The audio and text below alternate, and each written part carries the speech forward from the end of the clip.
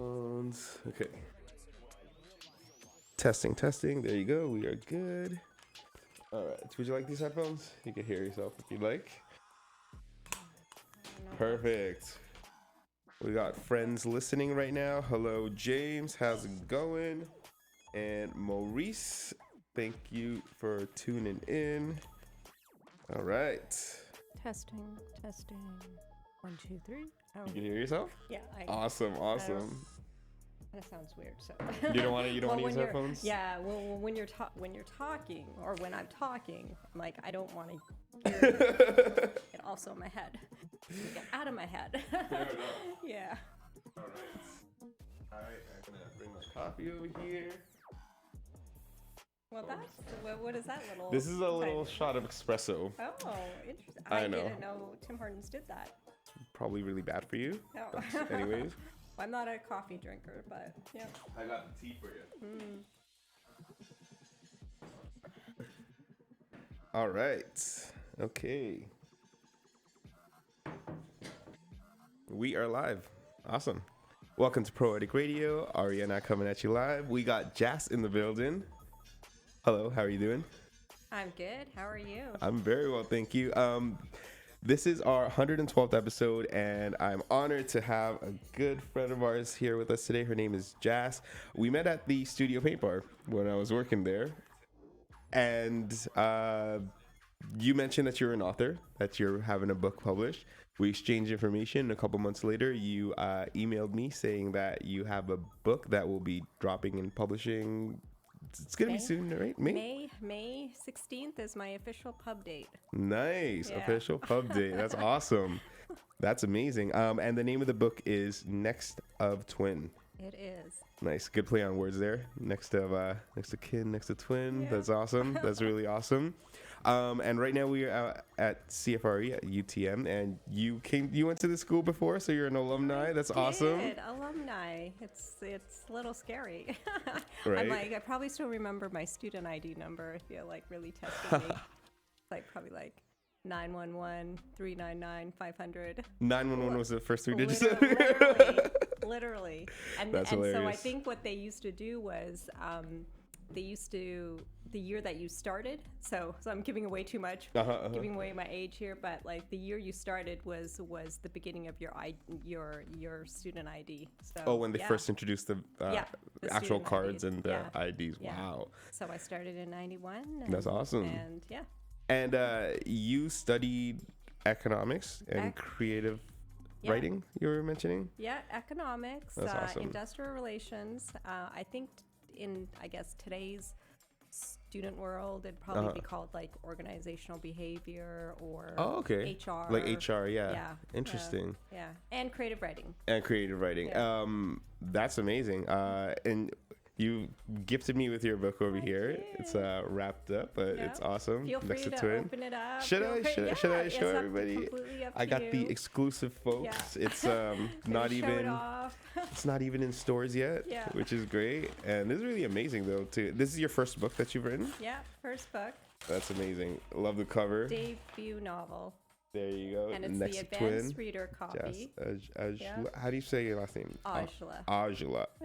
The advanced reader copy. What does that mean?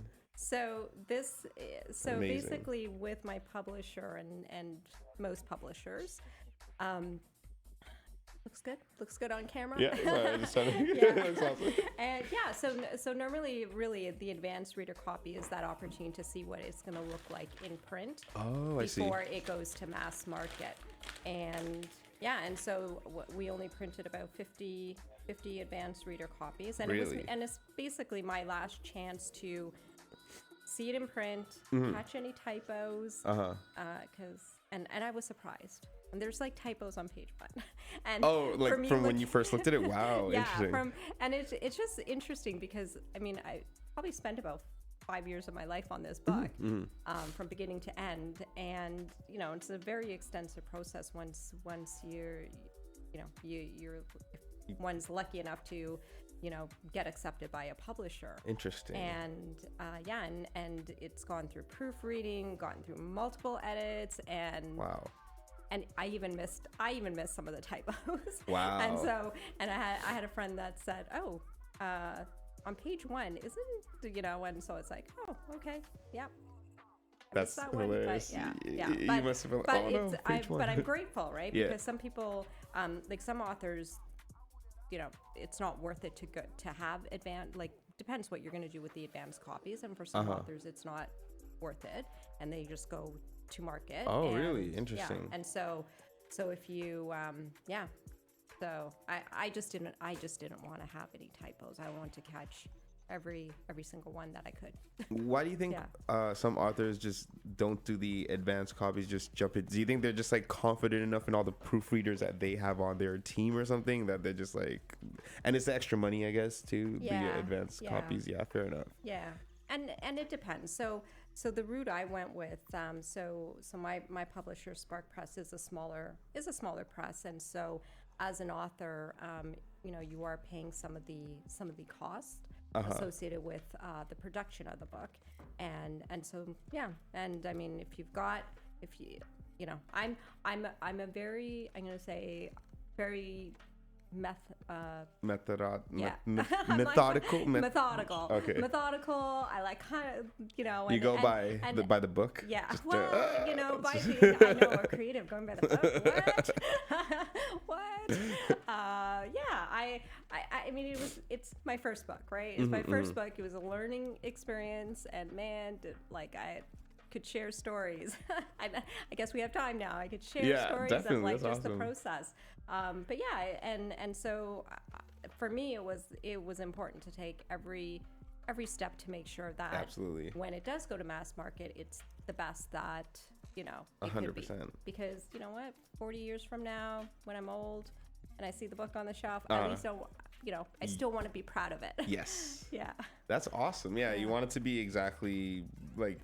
You don't want to miss any mistakes, so you want it to be just as great as it could possibly be before it's out there and stuff. Yeah. That's amazing. And so it took you about 4 years to write this book. Yeah. 5 years. Sorry. Yeah. So it's interesting. So I kind of want to back up, like, what led me to this, because it's interesting because my partner often tells me, don't tell people it took you 5 years. Like, no, it's fine. That's fine. Why do you tell people that? I'm like, because it wasn't easy, and yes, as a reader, as someone who sees the book, you see the end product, and you don't see or feel the things that went into it, the blood, sweat, and tears. And I personally, as now an author, really appreciate, like, back when, like Michael Ndonchi. I love Michael Ndonchi books. He's the author that wrote The English Patient, that made huge, won Oscars. Interesting. And Canadian author. And funny enough, I actually read his first book in the Skin of a Lion for one of my creative writing courses. I think it was a course on Canadian Lit. And so never got exposed to, authors like Margaret Atwood, Michael Ndonchi. And so once I read his first book, or one of, it was probably his second or third book that he wrote, but for me it was his first book, because it was the first one I read. And then I think The English Patient came out maybe 5 years later, and then one more book came maybe 5 years later, and I never had the I was a hardcore fan. I'm like, what takes so long? What, what's this person doing? Why, they're taking so long to release their next book. And now I know, all of it's not easy. Even just creatively trying to come up with the concept and staying motivated throughout the process is I don't know, very important. It's key. And yeah. So 100%. Yeah. It takes effort. Yeah.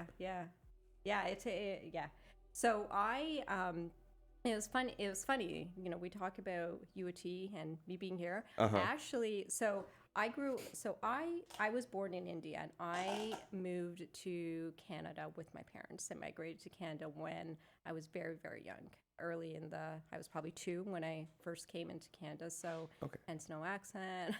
But people are like, "Oh, you were practically born here." I'm like, "No, I was born in India. Basically, They're like, yeah. no. They're like, you can't claim it as your homeland. I'm like, well, technically I can, but and so my parents, we came to Canada in like in the 70s, and I grew up in Winnipeg, and it was and so as a young child, with immigrant parents, like my parents worked really hard, and they didn't have and my mom didn't speak a whole lot of English. My dad, he tried, but Yeah. they were primarily you know they were concentrated on work and raising their kids and giving the best life, and so for me, when I was in school and I'd get my hands on books, for me it was an escape, and I kept reading and reading, and in a way it was quite interesting because it was almost like it was my language. Like it was something that my parents didn't necessarily know how to interpret, and so it was almost like having a secret or having something that was yours. and so I grew up loving books, reading books, and in a way it was an escape for me from the reality of life in Winnipeg. And and so I remember when I was probably like 7 or 8,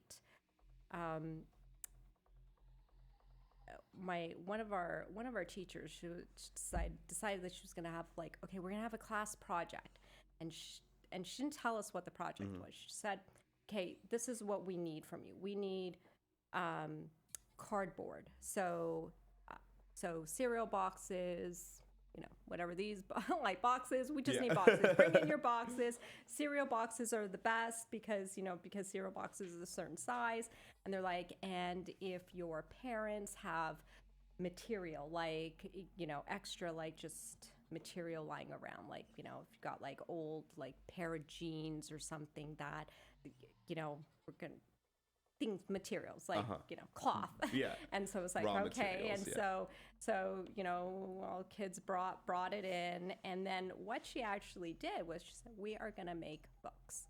Interesting. And so I was like, okay. And then she had paper, and so basically what she did with the cereal boxes, cut them in probably like this book size shaped, and then the cloth, she basically used it as the cover.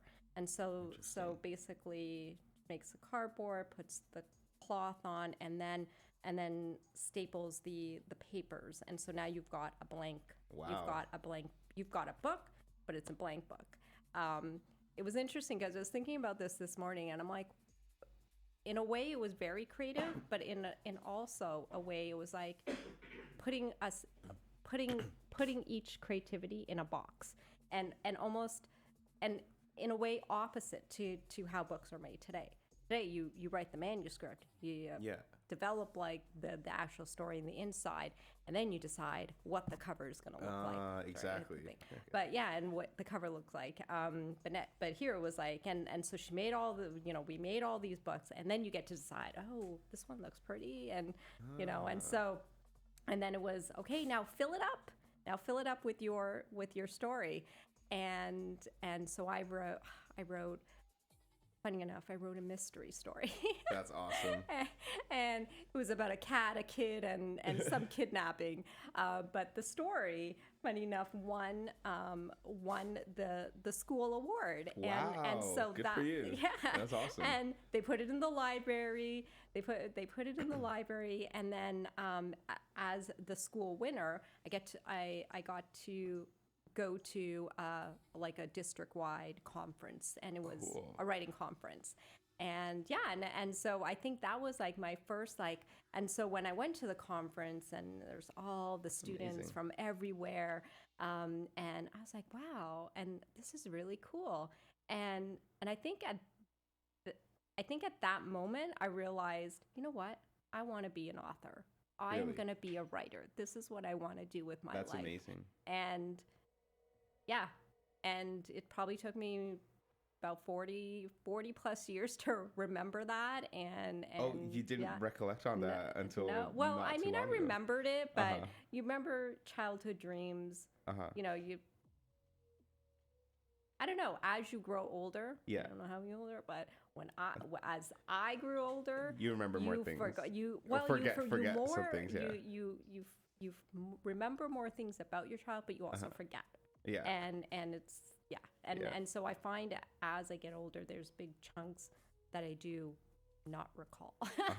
And you know, but even and even with childhood, I do remember, like I still, like, I mean, I still remember you know, moments of like emotion and feeling like, yeah, that was my dream. And then, but then to really recall it, it was like, okay, I really need to, like, you know, like, not like past life regression therapy, but kind of like that. No, like, for but sure. Even, you know, just remembering it. And and so I always knew that that's what I wanted to do. But as I grew older, you know, studied creative writing in high school, was good at it. Even had like a couple of, you know, articles when I was in high school published in maybe the Brampton Guardian. So when I was 16, we actually moved from Winnipeg to Brampton. And I did like my last 2 years of high school in Brampton and, or in Ontario. And so when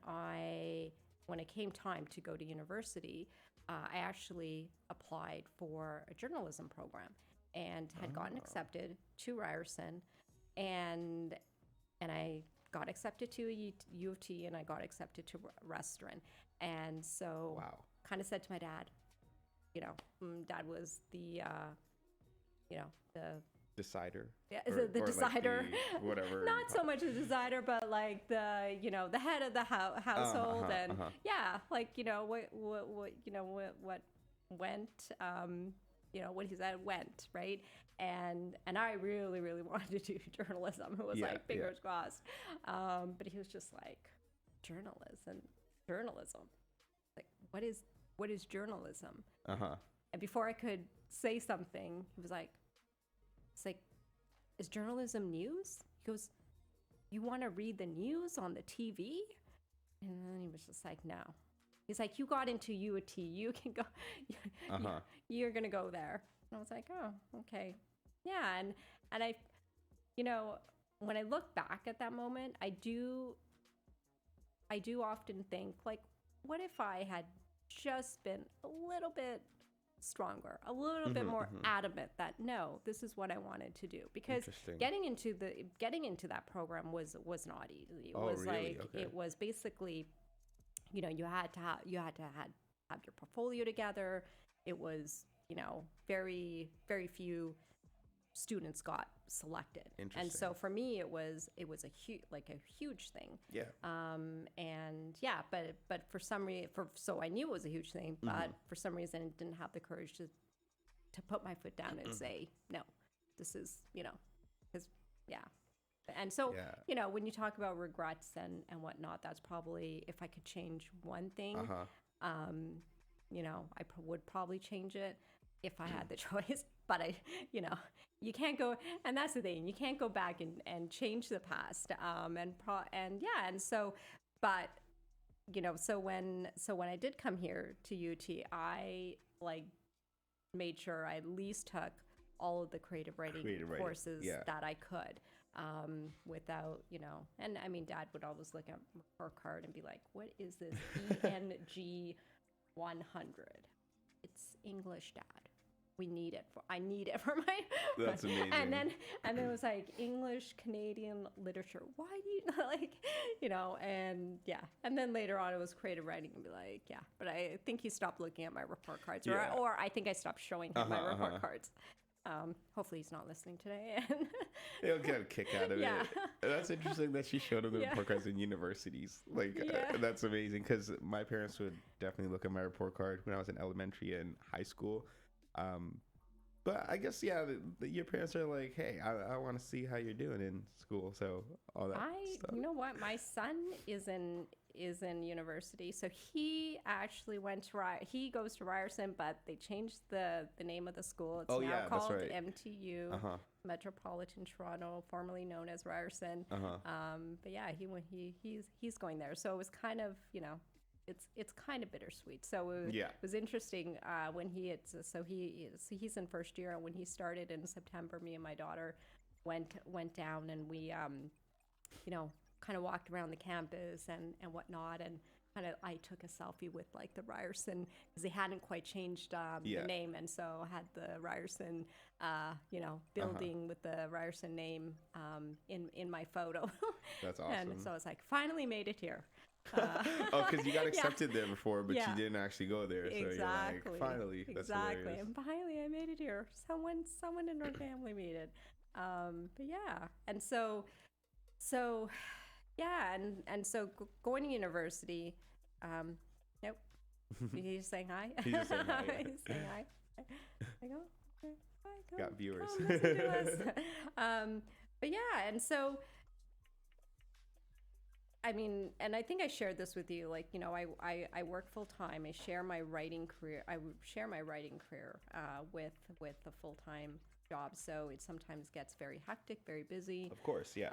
And whatnot. But and you know what, I kind of put writing to the side for a really long time. I always had this I always had this goal. I was like, okay, by the time I'm 25, I'm gonna write my first novel. Oh, really? And then awesome. It didn't happen. And then, like, okay, you know what? I'm only 30. Okay, when I'm 30, I'll have my first book written. Yeah. And then 30 comes, and it's like, yeah, okay. And then I think I set the goal, maybe, like, I kept setting it every 5 years. And then I think by 40, I was like, you know what? This is not happening. Like, this is not happening. I'm like, this is not happening. What the heck? And because life, kids, of course, work, and inspiration. Like, if the inspiration isn't there, then that's also sort of a hindrance. And so there, for a long time, I focused on, I did focus on career. And I think in tail end of 2017, I got promoted at work, and it was like it was a big promotion. Was something that I actually didn't think was going to happen for a really long time. So when it happened, I was like, "This is awesome." And when I got promoted, I had to now travel from home to downtown. Yeah. And which meant, at least 45-minute to 55-minute commute every one way every day. Yeah, so two times a day, right? Yeah. And because I'm not a big driver, I don't really like driving, especially downtown. To downtown. I wouldn't do it. So I like the safety of, going on the train. Yeah. And so when I had gotten promoted, I gifted myself something. I said, okay, well, and normally, I gift myself, an expensive purse or whatever, like, something of material value. But this time I wanted to actually gift myself something that was an experience. And I gifted myself a trip to Tuscany. It was a writing retreat. Oh, cool. And so I booked the trip, but it wasn't going to happen until like the following year. And so this was like so booked it in 2017. The trip was going to be in September of 2018. And so as part of the package, or part of the trip, Vanessa, who was she's actually an author from Australia. And so this was probably her third time. I think she had family in Italy, and so that's what kind of allowed. And so she would go from Australia to Italy like every summer and have like a retreat for a couple of weeks with groups. And so this was the year that I joined, was like probably like the third time that she was doing it. And as part of the package, she basically said, so if you have like a project that you're working on or something substantial you're working on, I will review and give you feedback for the first 10 pages. I said, that is awesome. That is awesome. But I actually hadn't written anything for like let alone 10 pages. Uh-huh. I hadn't written anything in like forever. But I did have a few ideas that I was like, mulling around. And so one of the important things when I did start traveling downtown for work was to use my train time for personal, for something personal, not like reading work emails and whatnot. So I it was see. very Yeah, important. It's like, okay. And so I started writing on the train, and I was like, okay, well, we got to get these 10 pages out.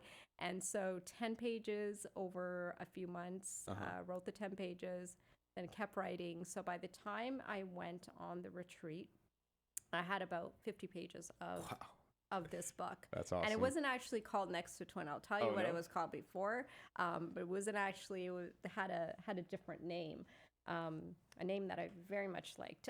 But would you like to share it? I will, Okay. but maybe later. All right. Maybe later, because there's a story behind the name change, but.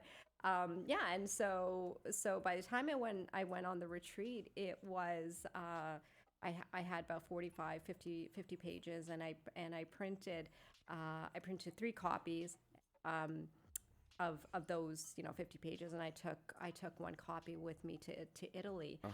And when I got there, and Vanessa gave me the feedback on the 10 pages, and by the time, it was interesting because I was very mindful of not going back and changing those 10 pages because I really did want her feedback. Yes.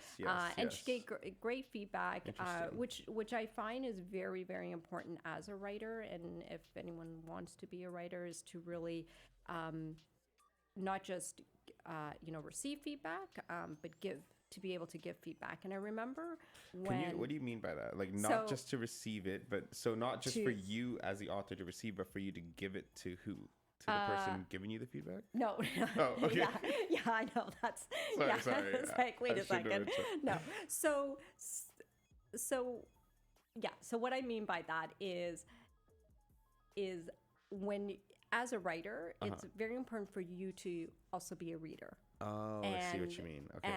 And you'll find, and so when I was doing creative writing courses, it was really great. It was really great to be in a class, and everyone had an assignment. They had whatever it was, and so you not only let everyone read your work, but then you're reading theirs. Yeah.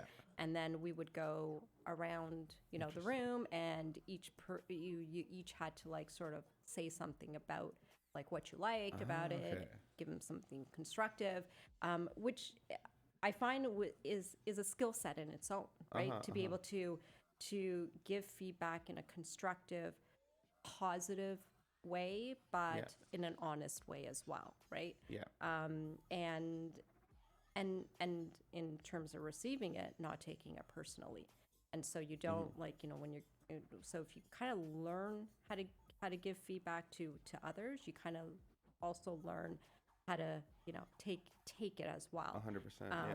Because if you're gonna say something negative to someone else, and you hear it in if you hear negative feedback first for yourself, you may take it really, really personally. But if you understand a way, or if you're creative in the way you give that feedback, I feel for me personally, it made a difference to 100%, and to be able to and in a way it helps you appreciate other work as well. Yeah. And it was interesting because when I was writing, I always had a hard time.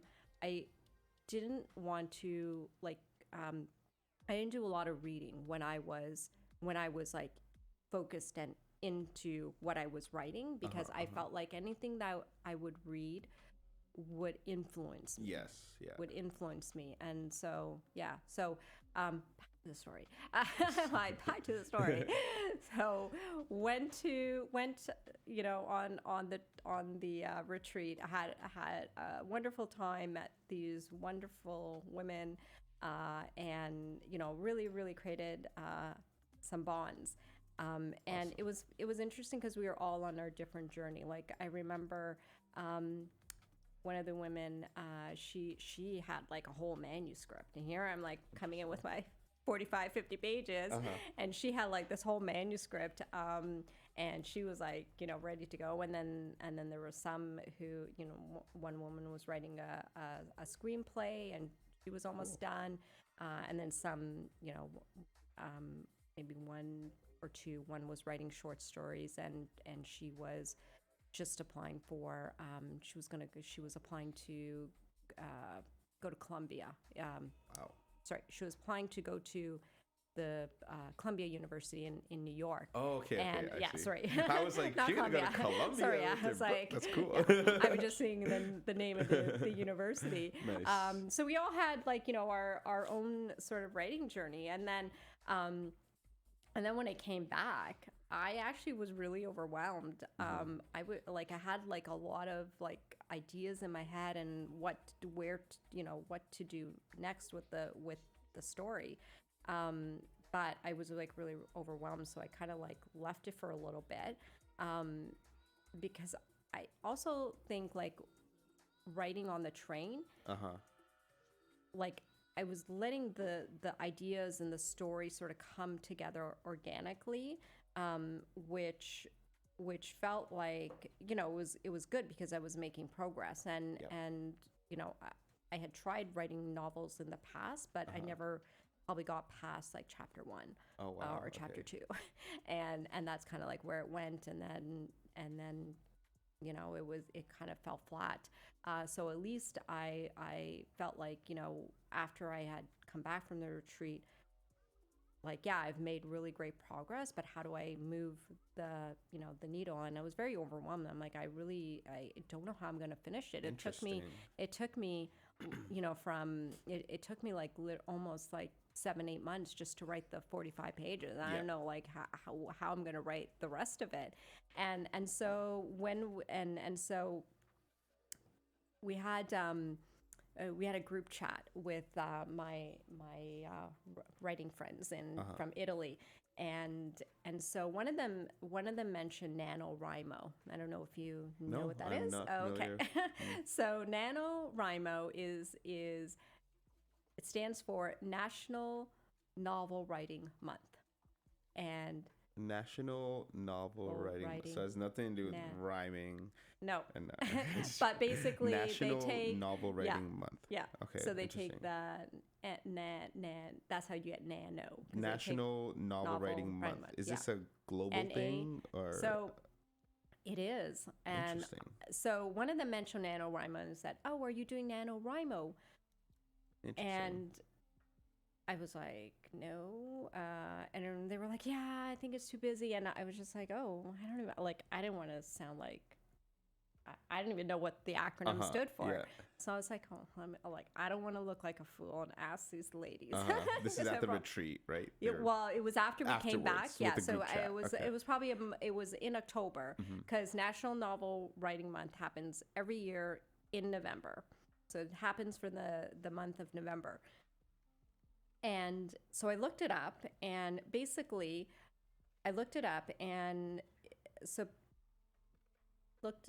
up what it meant, and it was essentially you write 50,000 words in the month of November, and 50,000 words is equivalent to about 150 pages. Okay. And it's about halfway, half a book at least. And so I looked at it, I was like, 50,000, how am I going to write 50,000 words? Like, I barely got like maybe 10,000 at this point. How am I going to write that in a month? It took me, you know, and so, you know, when you get ideas, like I looked at it and I said, I just completely like, I was like, yeah, I can't do that. That's not for me. So I shut it down. But then something kept bugging me. It was like, well, why not? Like, why not? Why can't you do it? Yeah. And it was like this pestering voice that kept saying, well, why not? Like, what you know? And so in my head, I was trying to like think of all these excuses, but really, yeah, it's like, well, why not, right? If you're writing. And so when you break it down, it's like, okay, well, 50,000 words. If you write every single day, that's about 1,500 words. And, that's about roughly 3.5 pages, 4 pages every day. A day, yeah. I could do that. And you purely have to. And so That's I had amazing. said to Wow. my partner at that time when I was considering it, I was like, okay, well, this is what I need to do because I do write on the train, and that's a good 2 hours. But I think when I was writing, I was doing a lot of thinking too, and Yeah. so maybe not enough writing. So I had said to my partner, I was like, yeah, I'm thinking of doing this, and I do need help. And he's like, okay, well, what help do you need? I said, well, when I wake up at 4 o'clock in the morning to write, I need to turn on the light, and I need you not to say anything. Fair enough. That I is a need big you help. to support me. He was like, oh, it's like, that's it. Okay, I can do that. And so, yeah. And so November came, and I took on the challenge. Yeah. And I did it. I wrote 50,000. Congrats. That's amazing. I wrote That's 50,000 awesome. words. Yeah. And so, and I built on those 50 pages that I had. And I, at that point, was up to page 200, I think, by the time November came. And I was like, this is amazing. And so I would wake up at 4 o'clock in the morning. I would write for roughly like an hour and a half. And I don't know if you're an early bird, but Not much of an early bird, but I tried getting up but at 4 o'clock in the morning, that means you have to go to bed at like 8 o'clock, something like that. Yeah. 8 o'clock, 9 o'clock. I mean, it was November, so it gets dark quite easily anyways, right? And so would wake up, do a little bit of writing, and it's hard because it's hard to be creative, and so you have to put yourself in this zone just to say, well, I'm gonna write. I'm not gonna think, and it's just the words that are gonna like come and keep writing. And there were times where I would visualize the scene or the story, and I would just type, and it was a lot of not thinking, and you do your editing way later. And so after November finished, I was like, okay, I need a little bit of a break in December, but then I'm going to do my own NaNoWriMo in January. Wow, and that's so cool. and so that's how I actually made progress with the book, and then I also wanted to push myself to be ready to put it out in the public by that year as well. So now we're in like 2019, beginning of 2019. So I actually booked myself in January, the Writers Digest conference. So every Cool. like July, August time frame, there's the Writers Digest. Well, I'm familiar with Reader's Digest, but Writer's Digest. So okay, it's So you're right. So Reader's Digest. I would think, I'm like, so Reader's Digest obviously has stories and right, So Writer's Digest, I think, is like the writing community. Interesting. And gives you like support as a writer. And so every year they have a conference in New York. And as part of the conference, they actually have a unique offering where you pay a little bit extra and you get the opportunity to pitch your story, your novel, to literary agents. And they're all like, some of them are from LA and most of them are around in New York. And it was like quite intense. But I was like, I knew I wanted to do it because eventually, as like, as a writer, as an author, if you have this dream that you want to get published, you're gonna have to pitch your story. You're gonna have to like tell people about your story, and somebody's gonna have to like, if someone's interested enough or believes in it enough, then that's how then you progress. Otherwise, your manuscript sits, in your bottom shelf. But then it was also a way for me to be like, well, if I'm gonna pitch it, it's gonna be finished. And so it almost puts a little bit of a time pressure. So for me, it just put that time pressure of like, okay, I need to finish it because if I'm going to pitch it, I kind of need to know that it's going to be ready. And so, and so went to New York in 2019 and pitched, met, and it was interesting because you get like, so when I got like on the first day in the conference, I think the pitch was like on the Saturday. So the first day of the conference was on the Friday, and was my first time being, in a room full of other, aspiring writers, authors. And obviously, there were people in the industry, the speakers and whatnot. And I actually equated to how I felt when I was like 7 or 8, and I was at that, wow, being in that, and it was probably in that moment that I remember that original, like, wow, this was your dream, and you finally, like, and it was interesting because it kept me, like, it was something that kept me motivated, right? Like that remembering that, I was like, yeah, like, this was your dream, and I mean, meant to be. That's amazing. Yeah.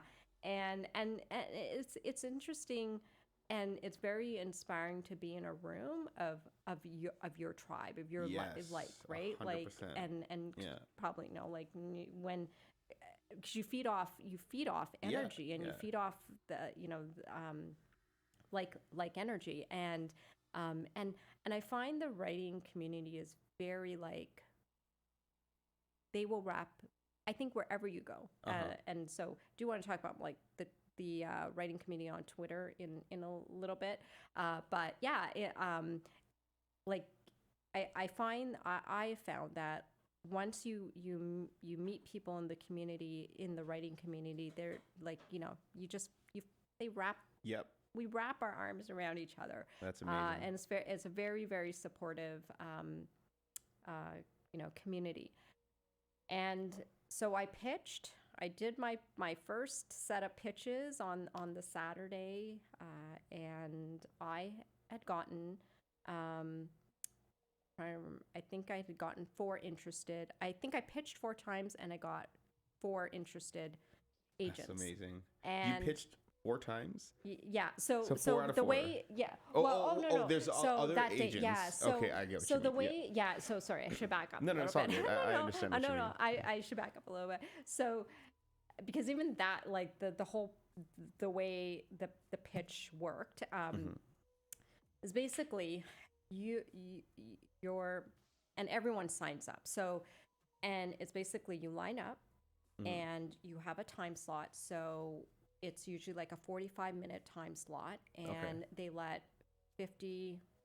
probably 50 people, 50 to 75, and then when they open the doors, there's basically a whole room of literary agents, and each of them have a table. So it's a big conference room, and each of them have a table. So you've had to have done your homework ahead of time, because there'll be some literary agents that will specialize in children's books. Some will be nonfiction. Some will be suspense thrillers, or some will be romance. So you kind of have to know who you're going to pitch to, because you don't want to go to someone who only does children's book, and I'm like pitching a suspense thing. Like suspense thing. So you have to have done your homework. So you have to know where the potential people you want to pitch to are, and then each table.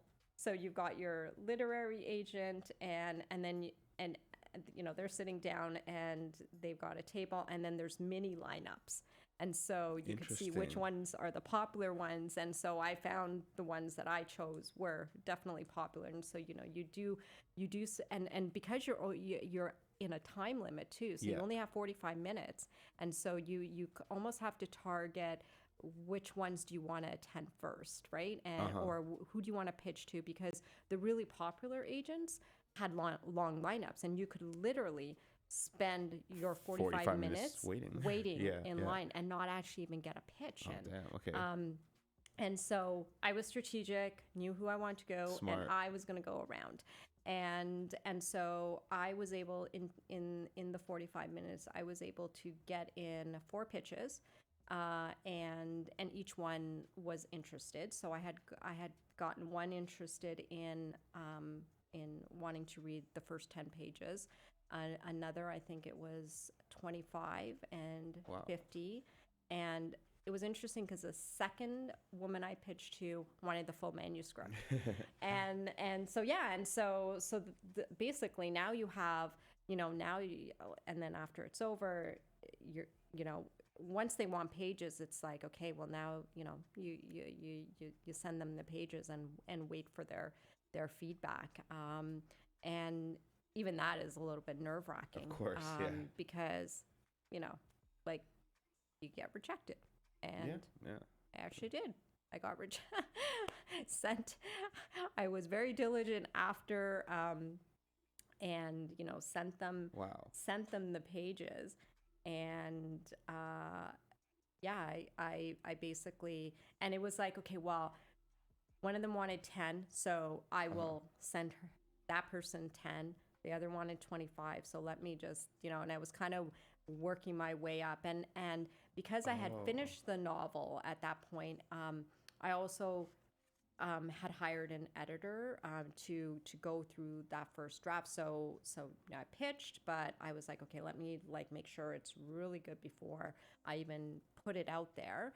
And yeah, and so I hired an editor. She went through the whole thing. We edited it, and then I started, sending the 3 literary. I had 4, but I only sent out 3 because based on so I sent when I did send out the the email with, hey, here's the 10 pages or here's the 25 pages you wanted to read, and then a couple of weeks would go by, and then you get your rejection. So as a writer, as an author, those are probably like the hardest to deal with, right? Yeah, 100%. Because it's this thing that's or somebody saying you're not good enough.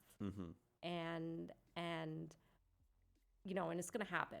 And a lot of people, like a lot of writers, a lot of us in the community say, well, you've made it until you made it when you've been rejected. That's that's awesome. That's a saying. That's amazing. Yeah. So you made it when you've been can't rejected. say you're a writer unless you've actually been rejected. Yeah. So it's like, well, great, because but it's almost like, it's like having the scars. Yeah. And so had, the first, my first literary agent, I won't mention names, but the one that read the 10 pages, I don't even think she basically said there wasn't enough voice in it. Voice. So of the characters. And which, is interesting. Or they were looking for more voice. And I guess the other thing is, hey, I'm brown, right? I'm Indian. I'm of diverse, and they are looking for diverse stories. And and again, it was 2019, and it was before COVID happened, and before a lot of light was shed on the whole the whole topic of diversity and racism and whatnot. But in the writing community, they were like, yeah, we want voices, we want diverse voices. Exactly. And which I kind of thought, okay, so is that why I got 4 people were interested in the book, because they thought it was going to be, I don't know, that there would be more, I don't know, something in it. And I mean, again, it was one rejection based on not enough voice, and then the 25 pages was also rejected, and it was based on something. And the literary agent that actually, I think it was 75 pages, and I sent her the 75 pages, and she was probably the one of the 3 that actually stopped and actually gave me useful advice. Interesting. All right. And so she basically said, she said, well, you mentioned that you had edited it. She said, did you hire a professional editor? I was like, well, think I did. Okay. And she said, well, I think, your story is good. There's flaws, but those could be fixed. She said, but I think what you need is a developmental editor. And so I don't know, it was probably maybe lesson number 5, but it was a big lesson that I learned, that when you're hiring an editor, there are different types of editors. Interesting. And so I realized after the fact that what I had hired the first time was like a copy editor. And so you really don't want a copy editor for your very first draft. You probably want someone who's gonna, and so what a developmental editor does is read the entire story. They don't do line edits. Oh, I see. And so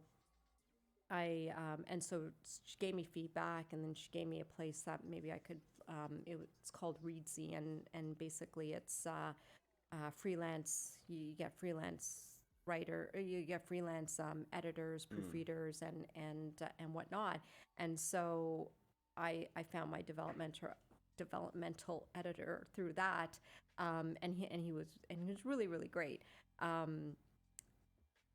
And it was interesting because it was a really and so the developmental editor looks at the entire story and gives you feedback where your flaws are, but they're looking at the overall story, whereas the other editor I had hired was looking at like sort of the line by line and maybe like consistency through the chapter, but wasn't looking at like, the big story flaws or the plot holes. And so Andy, Nope. okay. And so Andy kind of became, so I hired Andy at the tail end of 2019, and then COVID happened. And so COVID happened, and you know what happened with COVID, the world. I'm like, nobody needs a reminder of what happened during COVID, but the world shut down, and everyone, started working remote, and absolutely grateful to work for a company that was supported, because I know there was a lot of job loss, and so with me and my partner, it was we were very grateful to be both working for companies that were supportive through that, and whatnot, and we didn't have to worry about where, if we were going to have a next paycheck, or where that next paycheck was going to come from. So and I know, like, it impacted a lot of people, especially like in the service industry, and whatnot. I don't know. That's true. Yeah, I'm like, I don't know. So, I'm like, I don't know. How definitely got you a couple layoffs but there, but you bounced back.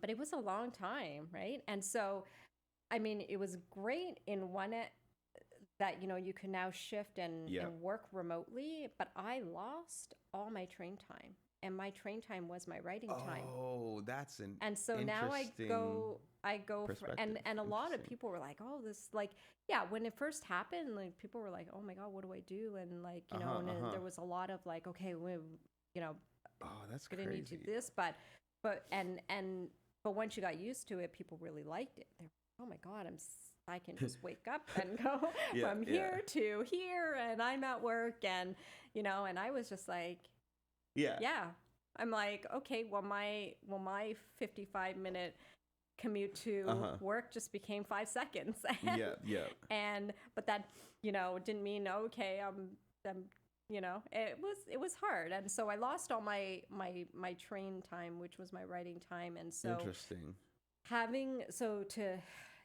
and then I think that was probably one of the things that maybe made the editing process feel much longer and much stretched out, because I was now having to do work at home, and we're all at home, and so and you're all of a sudden going from maybe dinner with a family, like maybe once a week around the table, to every single day. Yeah. It was quite quite the journey. Of But course. yeah. Wow. That's crazy. I feel like I've been that monopolizing all of the story time. the train please, time been like that train time that kind of forced you to write was taken away. So now you have to like find another way to force yourself to write. Yeah. And then there's all these other elements where you're at home and there's not as much inspiration around you because you're just in the same box, so to speak, day in, day out. So you can't really go out and get ready and go to work and spend this time on the train like fully alert and it's dedicated towards that. Like I found when you dedicate time to something, like it flows very well. Like even like before I got the podcast going, it took about a year from when I got the opportunity to do it, because eventually I was like, this is taking too long. I just pulled out an agenda and I wrote, okay, 1 hour of this day is dedicated to this. So no matter what I'm doing, 12 p.m. I have to be at this place, this location, and I'm recording, I'm doing something, I don't know what it is, but 1 hour is dedicated to that. And a week later, like I had my first pilot episode, because you just got to dedicate that time, and that's kind of like your train time, which is actually really interesting. And once you lost that, you felt like, oh, I don't have a dedicated time anymore. Like, what am I going to do with this? That's incredible. Yeah. Wow. And I also had I had like, I don't know, like literally I can't even tell you how much feedback Andy, my developmental editor, had given me, and how many plot holes I had. And he probably gave me at least about 150 things that I needed to fix, change, things he was confused about, things that didn't make sense in the story. Interesting. And to have all of those and then lose your train time or lose the writing time. I mean, on one hand, it was okay because because the train really helped me kind of write the initial story, right? Yes. And so and then this was probably why, in previous attempts I wasn't making progress, because I would write a little bit, edit a little bit, just flounder a little bit. Absolutely. But when you're solely focused on writing, then you're solely focused on writing it. And then when I was at home and I solely focused on editing it, it definitely requires different skill set. Yeah, absolutely. And I tried different ways, but so I finally got to a point where I was like, okay, you know what, I've fixed these holes, and now I'm ready to try. I'm ready to try again. I'm ready to try again and get the book out there, and and start pitching it, or start, based on research, like, pitching. And so I had decided that I was going to go directly to the smaller publishers. And and so when I finally, found a few and had sent them, I mean, most of them you can't send the entire manuscript, but they Spark Press was unique, where they didn't want the entire manuscript, but they wanted to know that, like, they wanted like a chapter by chapter summary, and if you can do it in 5 lines, each chapter 5 lines. Wow. So it was actually a really, really good test for myself as well, because once you kind of write out what each chapter is about, and then you can actually clearly see your arc, and actually help me even more, like it actually helped me to improve like the quality that like the feedback that Andy gave me, to actually put it in use and see even more flaws that way. Interesting. And so so they wanted they wanted like the first like probably like 50 pages, because you kind of it's kind of like, you know, if you ever pick up any, I don't know how much reading you do, but even like, when you pick up a book and you read the first couple of pages and you know if it's going to grab you or not. And so I think even, with publishers, literary agents, they know that, they don't want the entire manuscript because it's a waste if they're going to read like 5 pages of it and be like, yeah, this is not for us. And but Spark Press was unique in the way that they want the entire storyline, but they want to assess the readiness of the manuscript by the first 50 pages as well. And so so I ended up getting accepted by them. That's awesome. And and proceeding with with that. And that was like probably in 2021. Okay. Now we're in 2021, and I was like, okay, yeah, that's exciting. This is exciting. We're making progress. And so I actually opened my, I had a Twitter account, but I opened a new Twitter account, my new Twitter account, to primarily promote the book. Do you want to tell everybody what it is? My Twitter handle. Yeah. Well, it's the same as my Instagram handle now. It's at by Jass Aujla. So BYJASSAUJLA. Awesome. Yeah. And so I had opened it primarily to promote the book. But then obviously the book wasn't going to come out for a little bit, and so I opened it. I was like, oh, maybe I opened this up. I originally opened up the account to then connect with other people in the writing community, and start building connections so that when the book did come out, I was like, oh, I'm giving myself a really, really long runway. Yeah. And so when the book comes out, then I've got at least an audience that I can promote it to. But at the same time, I was just like, well, what am I going to tweet about? Interesting. Yeah. What am I going to tweet about in the meantime? And so I actually fell into the world of prompts. Prompts. What is prompts? So it's basically you get a prompt. So there's different hashtags. So okay. So the one that I currently write a lot, pretty much every day for is VSS 365, and so each day. There's basically a prompt master. They call a prompt master, a prompt host, that will host every 2 weeks. And so you basically, so if I'm hosting, I actually hosted one of the prompts, but it was like 7 word poets. So writing a poem, you get one prompt word, and your poem has to be 7 words. That's it. Okay. You only tell a story in 7 words. Wow. It's not easy. It's not. Can you tell us one of them? I'm actually very interested to know a 7-word poem. That's a 7-word poem. Okay, well, I have to turn on my data and read a couple. But yeah, or you can look me up, and you can look me up on Twitter, and but yeah, and so every day you get a prompt word, and you write a poem on it.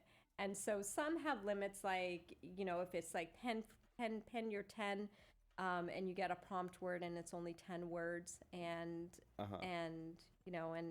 so I actually started writing for the 3-word prompt. So you basically write a poem in 3 words. And wow. 1 word is given to you. So how hard it is to put two words. Crazy. But actually what happened, and so I started, I kind of fell into that world, and I started with the 3-word poet prompt. And it was interesting because when it actually expanded my vocabulary, it actually expanded, of course, yeah, my creativity, because when you're given a word and you're like, okay, what other 2 words am I going to put with it? And or okay, this is a word, and what ideas does it spark? And it's so interesting, especially with VSS 365 is like it's probably one of the more popular ones, where it probably like you get a prompt word and like people around the world are just like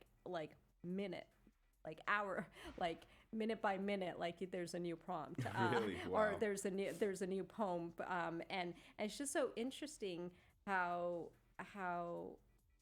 everyone's take on that word is different, right?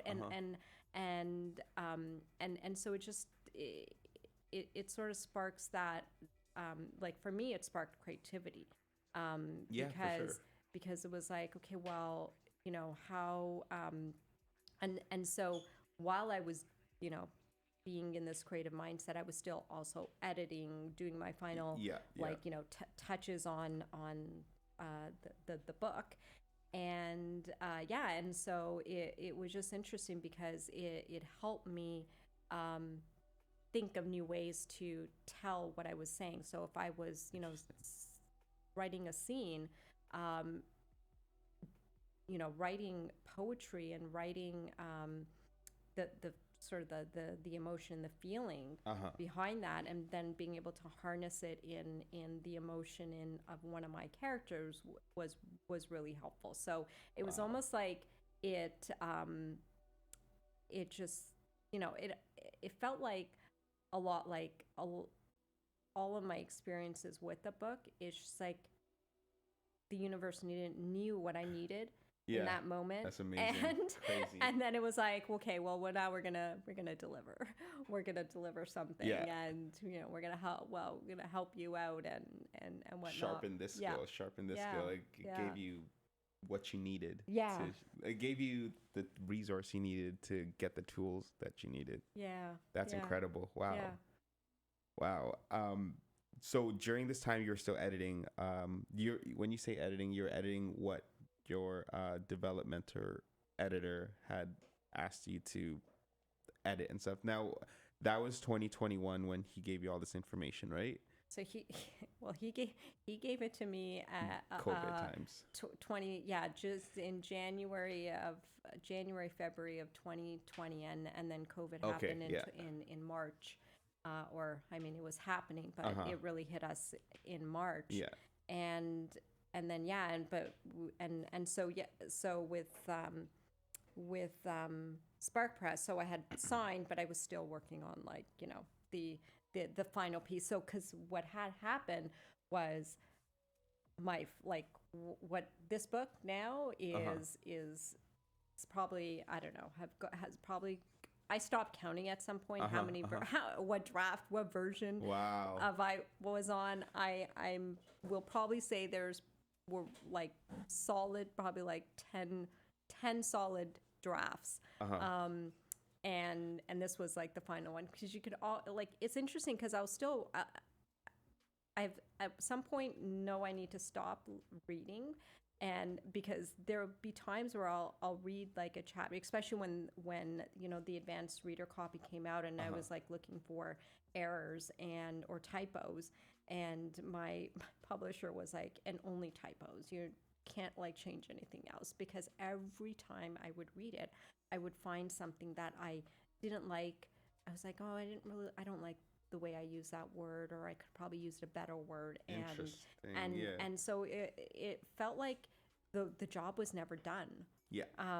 And so I always tell myself, like, you know what, like at some point you just like, So I've now said, okay, that's it. Like, so I submitted my final typo corrections a week or so ago, and the final file is done, and they said it's going to the printer in a few weeks, and so now I'm like, okay, I am not gonna, if I'm gonna read this, I'm gonna read it because I'm doing an author reading, that is the only reason. And I one of my good friends who was helping me through the process, we, like, during COVID, and this was really helpful because during COVID,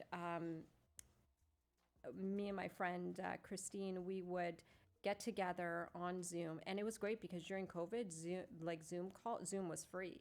You could like literally sit there and have video chats for like hours and hours, and that's actually what me and Christine did. We would we would read, or she would read, and I would listen, or I would listen, and then she'd give me feedback. And she wasn't a writer herself, but she was an avid reader, and she belonged to, or she still does belong to, a book club, and she was always reading like all of these, and so when I had asked her, in it was 2020 at that time, just if she'd be interested in reading it, because at that point no one had actually read the other than myself, had actually, and Andy and Mary, my editors, but like none of my friends had read the the entire thing. And I had asked her if she, which is kind of scary, because you don't know what people are going to think. Yeah. And, you hope that you've done, like as an author, you hope you've done a really great job. But sometimes, I don't know, I always had, there's times where we all have doubts, and you're kind of like, well, I don't know, is it good enough? I don't know. Like, okay. And so I'd asked her to read it, and she loved it. But she loved it. And then I was like, okay, but now I got to finalize, and I've got all these Andy comments. So Andy became an important part between us, because she'd be like, okay, well, what did Andy, like, I'd read a chapter, and she'd be like, okay, well, what did Andy say about this, or where was Andy's, like, or what problems did Andy call out, and so Andy probably heard his ears probably burnt all the time during 2021. But yeah, and so it was really helpful, because that was basically what was going to be the final version. Because once Spark Press had actually said, okay, yes, we want your book, I still had time to finalize it and retweak it. And so it's funny, because I actually rewrote like the entire probably second half of the book, because there was probably more flaws as the story went on. And it was hard, because he gave me all these, when he gave me feedback, if it was something that I was changing at the beginning, it had that trickle down effect, of course, right? yeah. And so it's kind of like, well, you can't change something without knowing what's the like. If I change this, then how many other things is it going to impact? And then you got to fix all those things that it's going to impact. Like those movies, like Back to the Future or something, where like one small little thing happens in the past, like everything changes, right? So it's like with writing. Yeah, and so and that actually took, that is probably why it took me that long to edit the book, because it only took me a year and a half for the very first draft, and then it probably took me like 2.5 years to edit it, and the amount of edits and versions it went through to get it into this final state, was because of course, either there was a plot hole from the beginning, but when you fixed it, it created other flaws, or other holes that you had to kind of fix. But yeah, and so it was it was I mean, I wouldn't change anything. Like, sometimes I think about, like, well, would I have done anything different about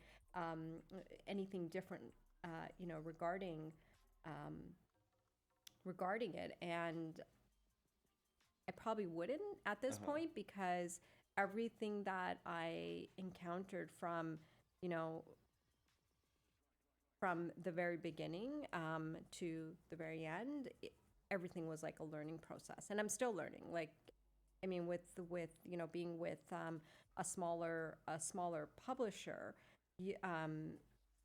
they're not like the Random House or the Schuster and Schusters, and the big publishing houses, and so they only have a certain budget, and they've put a lot of their time and energy to get you to this stage that you've got the book. And so as an author, then you're having to make the decision about, well, do I hire a publicist? And, essentially, you invest in yourself. And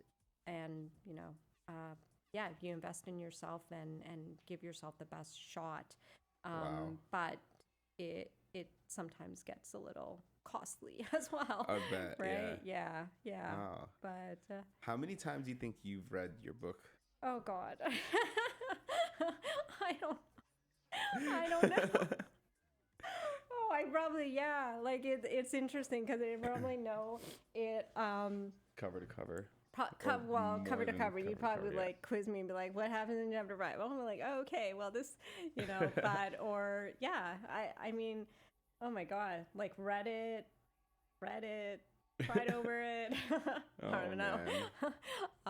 A lot. Yeah. A lot. I probably lost count. No, I hear. Yeah, that's awesome. Well, and that's why it's so helpful because it's interesting, and that's why the advanced reader copies are really, really important. And I've shared. I've got 6 left out of the 50, the 50 that I had printed, and but I knew it wasn't for myself. Like I want others to read it. Because when you stare at something and you're rereading something you for get like fogged 5 years, you need a fresh set of eyes. Basically. Yeah. And I'm so grateful for like the fresh set of eyes that this book got because they all helped me find those typos. That's because awesome. I probably would have like literally missed them. Wow. Yeah. Incredible. And Can you explain to viewers or audiences like how would you, without in your own words and however you want to explain your book, The Next of Twin? What would you tell us? Well, what is the book about? All right, this is my pitch. All right. Love it. It's my pitch. So, Next to Twin, my debut novel, is a suspense thriller about twin sisters, Anjali and Ria, who were born in India and separated at birth. So they're identical twin sisters. And 30 years later, in current day, Anjali owns a cafe. She's quite successful. She's married to a very wealthy, well-to-do lawyer. His name is Michael. And Ria is a skilled con artist. She's a thief and has not had, a good life. And so when the twins meet for the first time, they both realize that each of them has something that the other one, like they realize that each of them has something that they want. And that's sort of like the premise of the story. Wow. And the first twist, the first of many twists, a week after the twins have reunited and have met, Ria wakes up in the hospital. She is mistaken for Anjali. She has no memory of what landed her in the hospital or how she's gotten there. And she has a homicide detective that tells her that her husband Michael is dead. Wow. And I will leave it at that. Okay. That's incredible. And if that doesn't entice you to buy it, that's awesome. Yeah. That's an amazing. Wow. Now, do you have any siblings? Do you have a sister which inspired you to do this? I have 2. Okay. Wasn't expecting this question. I have 2 siblings. I was the middle child. So I have an older brother by 2 years and a younger sister by 4 years.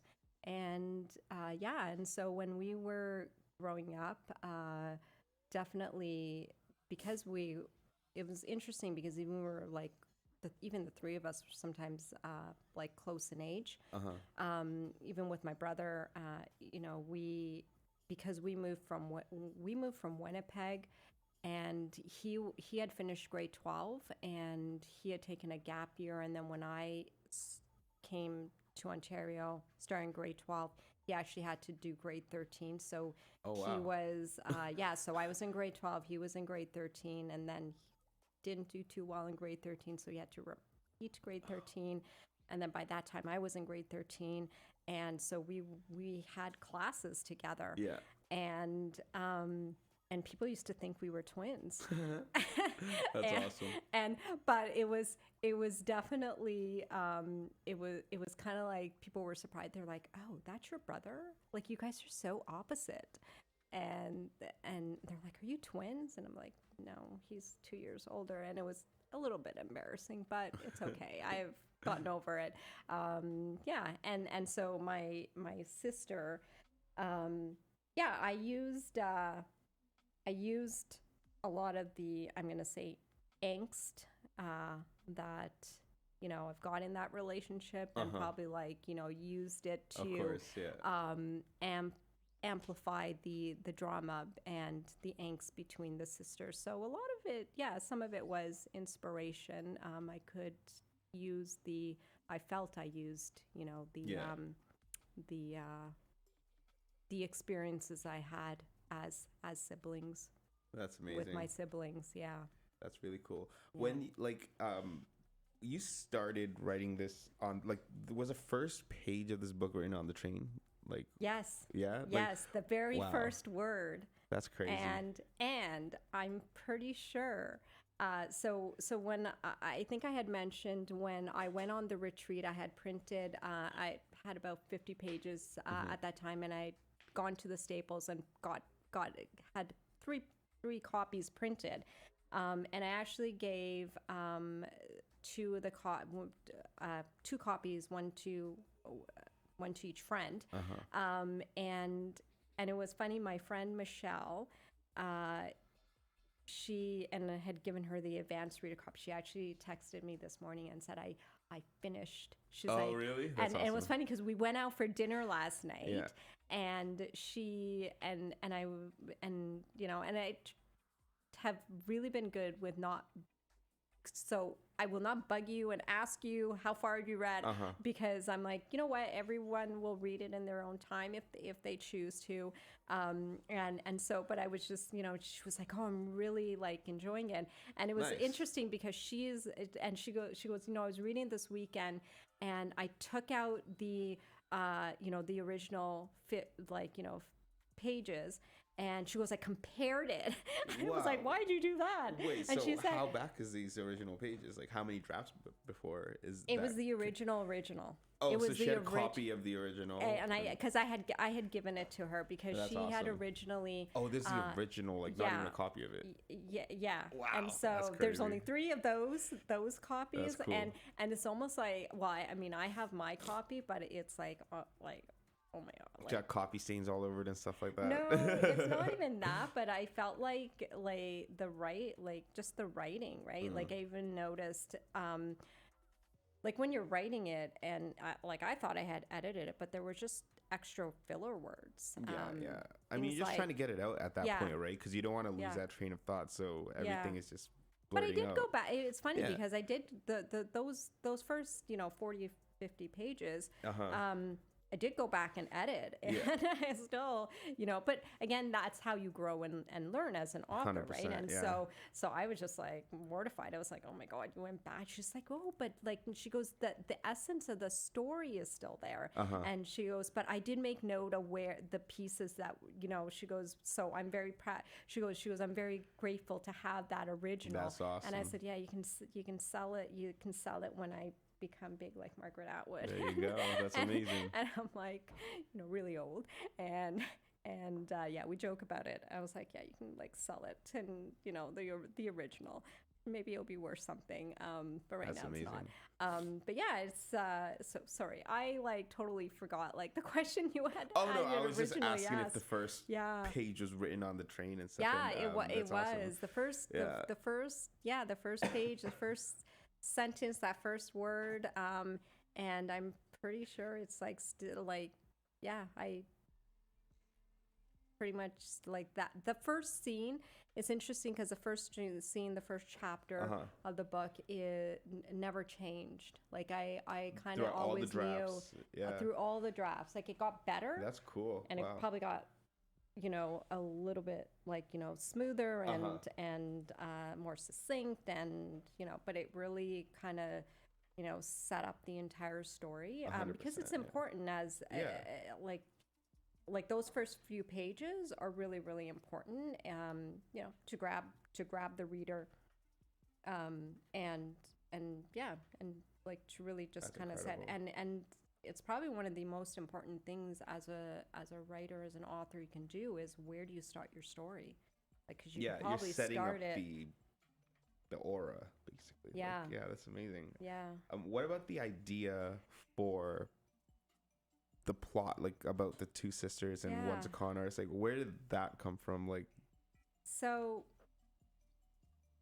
I always had like just a curiosity about twins. I don't know why. Interesting. And so I always had a curiosity about twins, and then I liked suspense thrillers, and that was, you know, that was kind of like my genre. But I actually read an article, and so this was kind of like what kind of sparked the idea. So I had read an article about twins, and because they like basically twins getting away with murder because of their shared identical DNA. And in, you know, in past, like in the olden days and, you know, in history, before forensics and DNA became a thing, you literally, if you had a twin and you could, you know, create some sort of shadow of doubt, you know, somebody can get away with murder. That's crazy.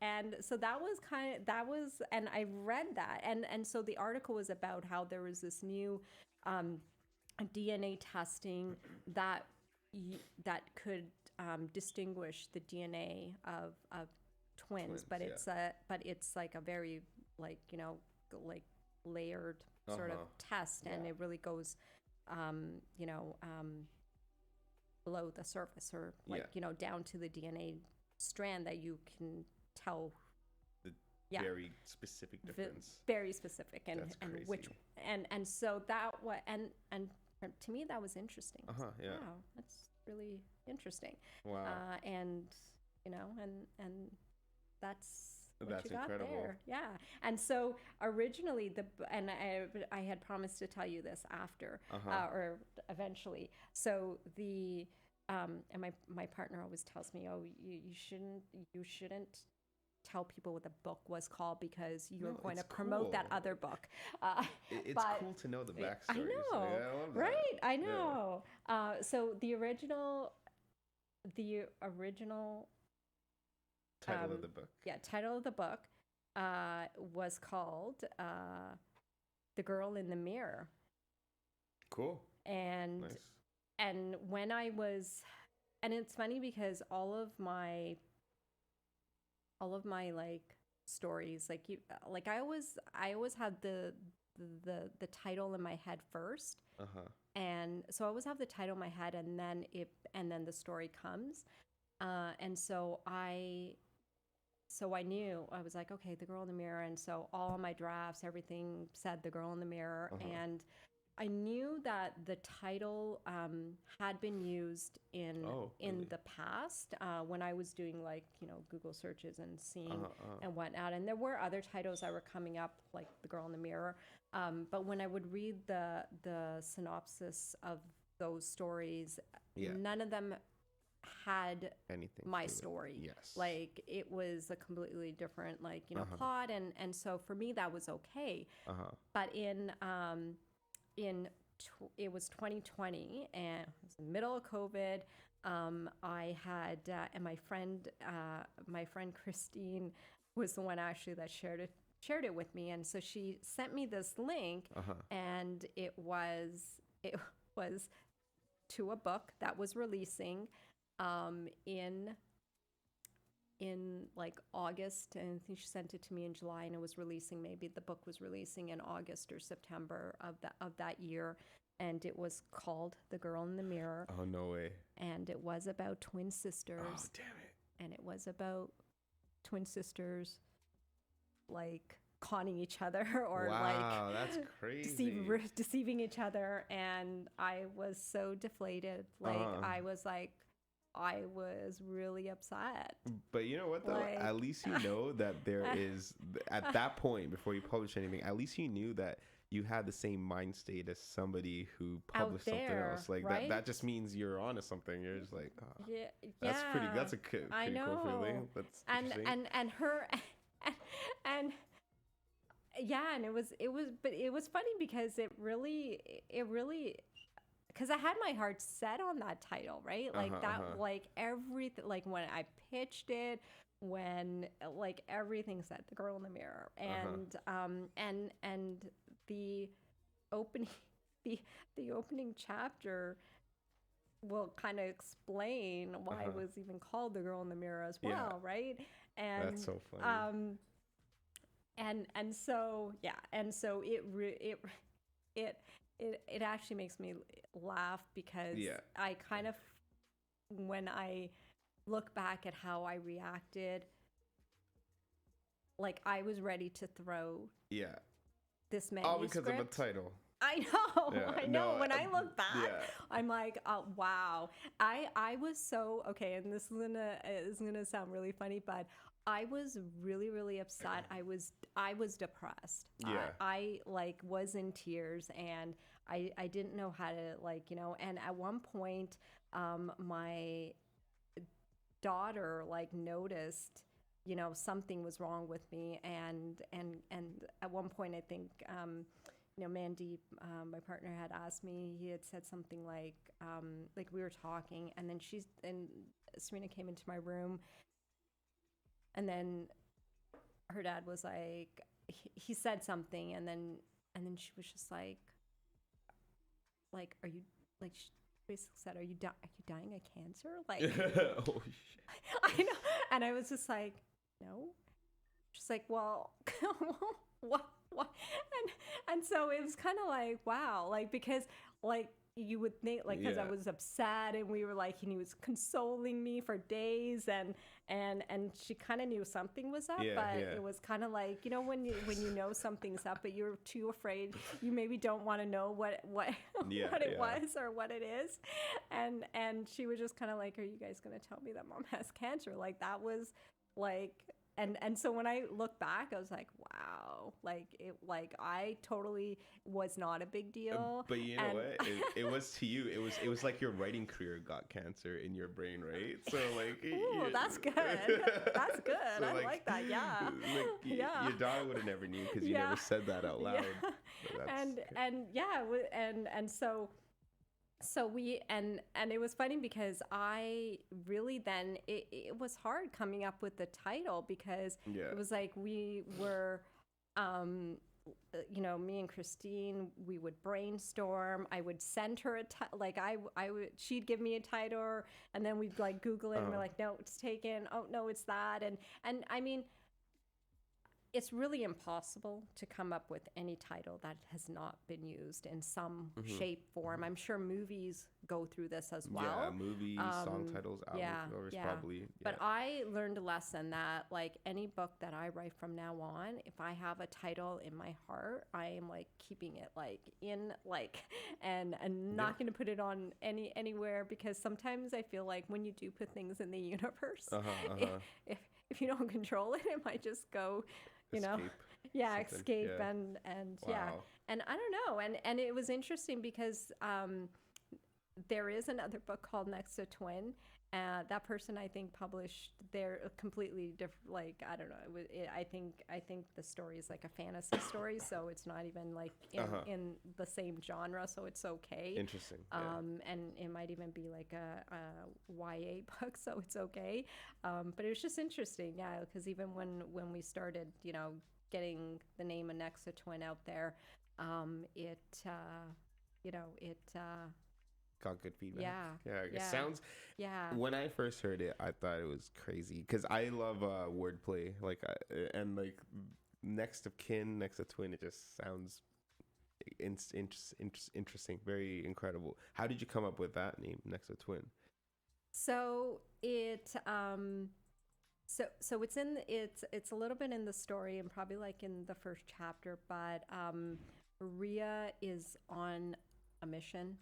She's looking for Angeli, and as far as she knows, like Angeli is her next of kin, and like only remaining next of Quinn. Oh, I see. Kin. Kin. Wait. What is that? Like What does kin. next to kin even mean? It's like relative, basically. Yeah. So Your it's kin is your relative. Okay, yeah. And so when they like, if you pass away, they're like, well, who's your next of kin?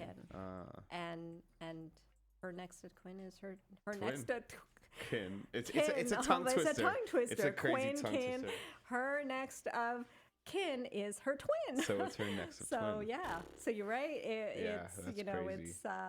it's That's incredible. Damn. yeah.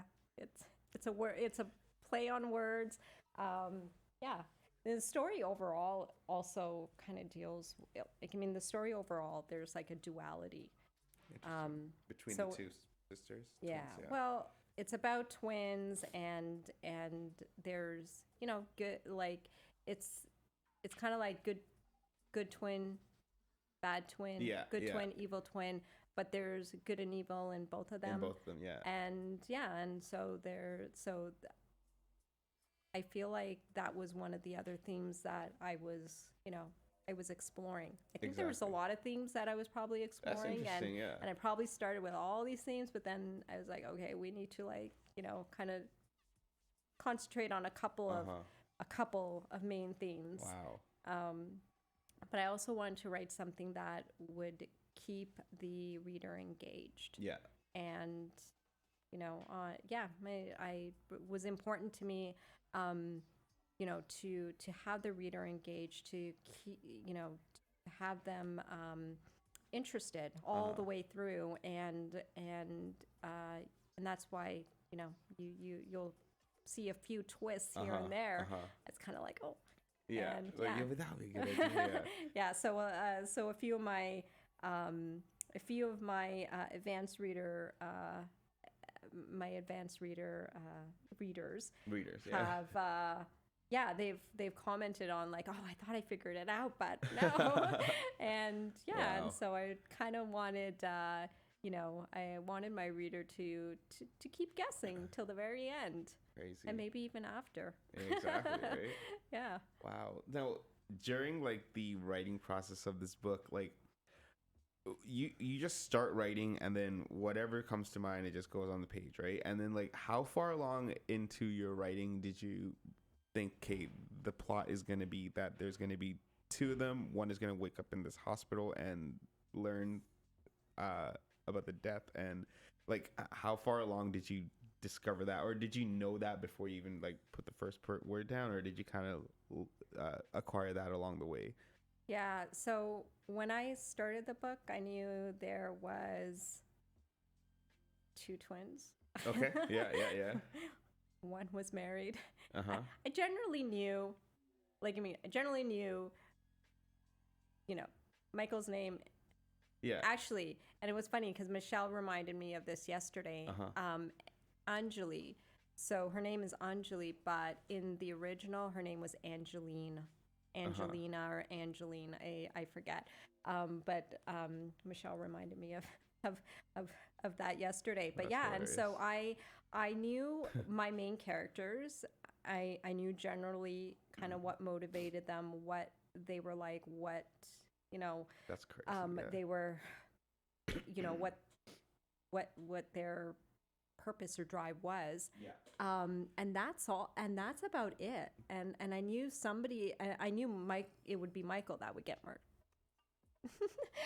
Well, yeah, fair. Yeah, I'm like, oh, I, I'm like, oh, It's okay. You said that in the explanation already. True, Yeah, true, and yeah. it's on the back that Oh, really? That yeah, he's gone it's anyways. on the Yeah. back Oh, that that's fair. Rio wakes up. So it's not what do they call it, a spoiler or yeah, it's Wow. not it, but yeah. So I knew obviously with her suspense, I knew somebody was gonna get murdered, and I Yeah. kind of knew that it would probably be Michael that would get the axe, and that was it. And then Yeah. as I I yeah, and as I wrote it, it literally just came together organically. Yeah. And there were times, especially when I was doing the official NaNoWriMo, like there were new characters that like really didn't exist at That's one so point, cool, and then all yeah. of a sudden, I remember one of the characters where she like literally Ria's in a spot and she hears someone call Angeli's name, and it's Ria, and she turns around and then basically you have this new character, and like I did not it was weird because as I'm describing this character and describing this character through Ria's eyes, this You're character making it was up. coming, was being developed, That's and hilarious. it's just like completely like came and Wow. organically, and it was interesting because there were times where I'd be writing on the train, and then we're at Union Station. I was like, oh. That's amazing. I'm like, Wow. oh, and yeah, and so be like, okay, I gonna have to So it was interesting because you would get in. There were times where I would get into the mode, and I would get into the groove, and then it was like, okay, you gotta stop now, and then have it, and then you work for 7 hours or 7.5 hours, and then you get back on the train, and sometimes like most That's days incredible. I was drained, and but there were times where it's like, okay, I gotta pick up and continue this. But yeah, a lot of it came together organically, and it was pretty there were times where when after I had written it, and I was reading it to now edit it, and there were like whole scenes that I don't even remember writing. Interesting. Like it was almost like my brain had gone on Yeah. like autopilot. Yeah. Autopilot, and it like the idea or the characters, the words were coming organically to me and through my fingers and onto my screen, and yeah, and so it was interesting. No, that's because awesome. I never because I like to think and say that I'm like a very I've it kind of sounds almost flaky. It's like, oh, like like because I know that there's some writers who they have a completely different process where they have to outline everything, and they're very meticulous and whatnot. And for me, it was yeah, it just kind of came together organically, and I probably put way more thought and rigor into like the editing process and getting it to the stage and really honing and crafting it. But I think that's amazing. Yeah.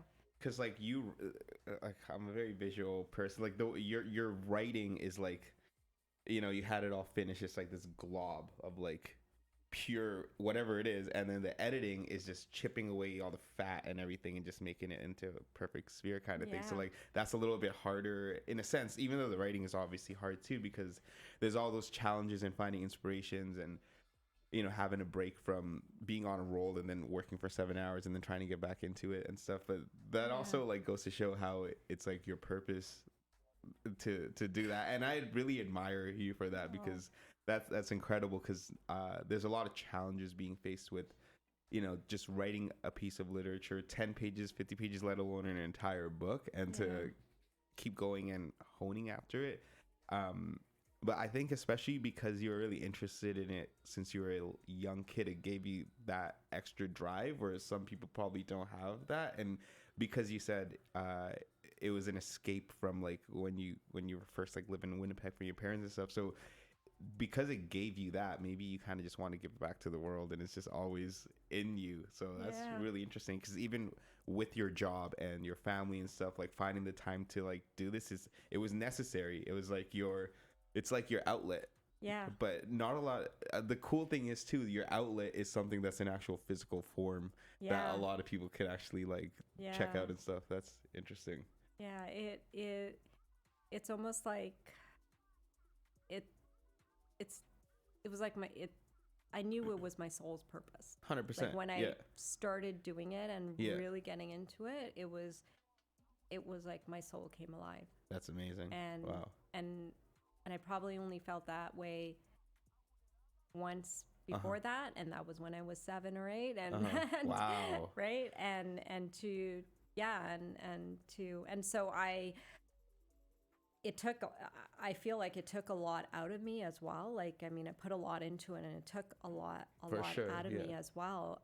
But I think it was absolutely necessary. And sometimes I wonder, like, I mean, I obviously want to write more, and I knew at a certain point that, you know, the first one is, it's important, but once you kind of do that first one, you really hope that, okay, sometimes I'm like, can I do this again?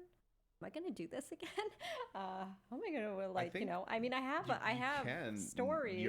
Because you got the experience of what it takes to go through this, and you know, from like the editorial skills and even just going to New York and all that stuff that you had to go through, like now when you write it, like your first couple of pages, like you're gonna do it with experience, doing like, oh, I remember when I wrote the first couple of pages the last time, this wasn't good for there, so I'm just not gonna use it at all. So like I think with the experience, you're always gonna do better or like keep up the same stamina like on that train of thought. That's pretty crazy.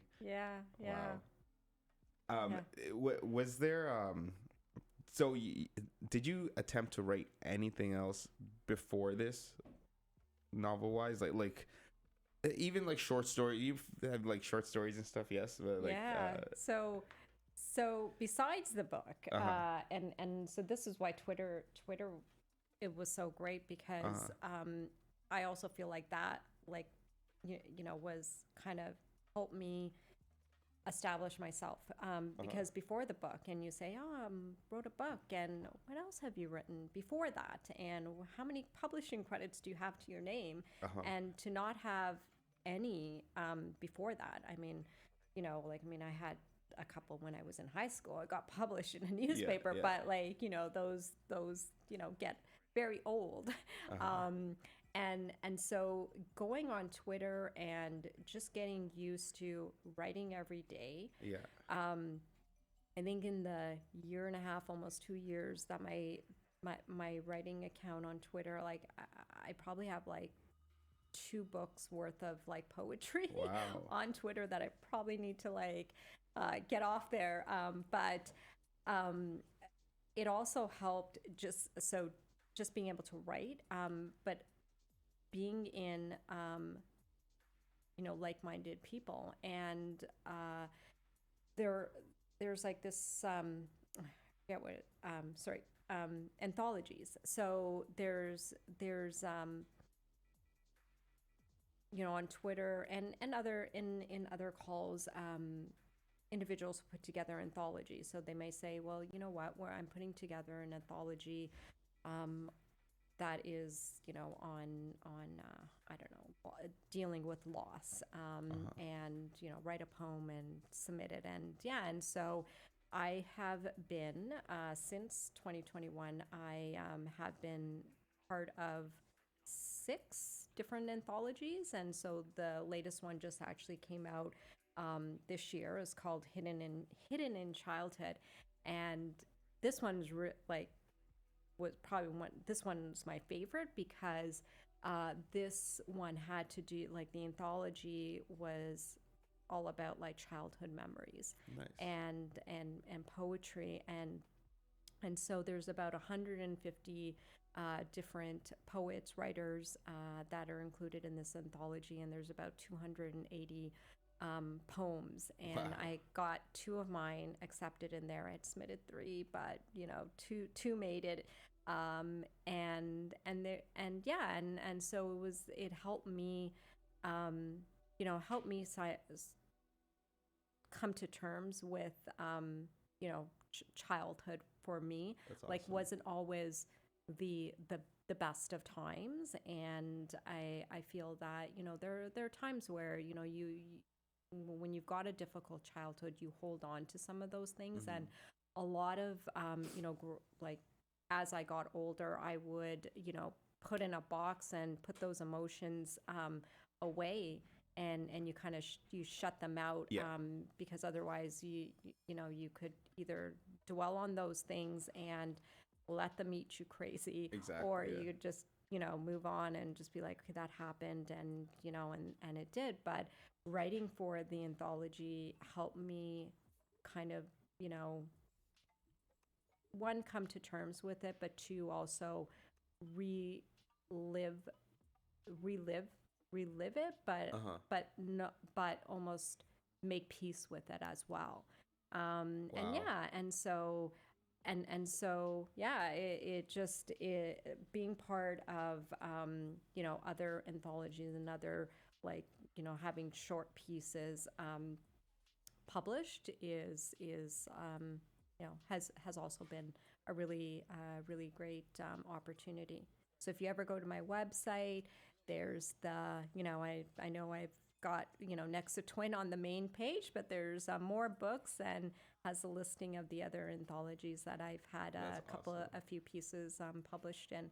And and so I have, and it's interesting because I have written, I have submitted a couple of short stories for various magazines, and shorter pieces like poems, and gotten rejections on those as well. So it's kind of like the rejection, That's how you know you made it. Yeah. So what was that? That's how you know you made it. Yeah. The rejection, like when you got some rejections. And I actually have, and it's interesting because I don't know if I will ever delete this folder, but like I've got like email, my email, I've got different folders, and I do have a rejections folder, and and Fair enough, sometimes yeah. and Don't tell me you have a glass of wine and just open them up sometimes and just draft up some FU emails back to them and just delete it. Oh my God, could you imagine? Yeah, I probably shouldn't. Well, if you make me a really strong Aperol spritz, right? Yeah, maybe. yeah. Just open the laptop and go to yeah, it. yeah. Oh man. Or I could send them a very nice email that says, "Hey, remember me? You Look at rejected this, but Yep. hey, I've got you may the book formerly called the book formerly called The Girl in the Mirror is now out."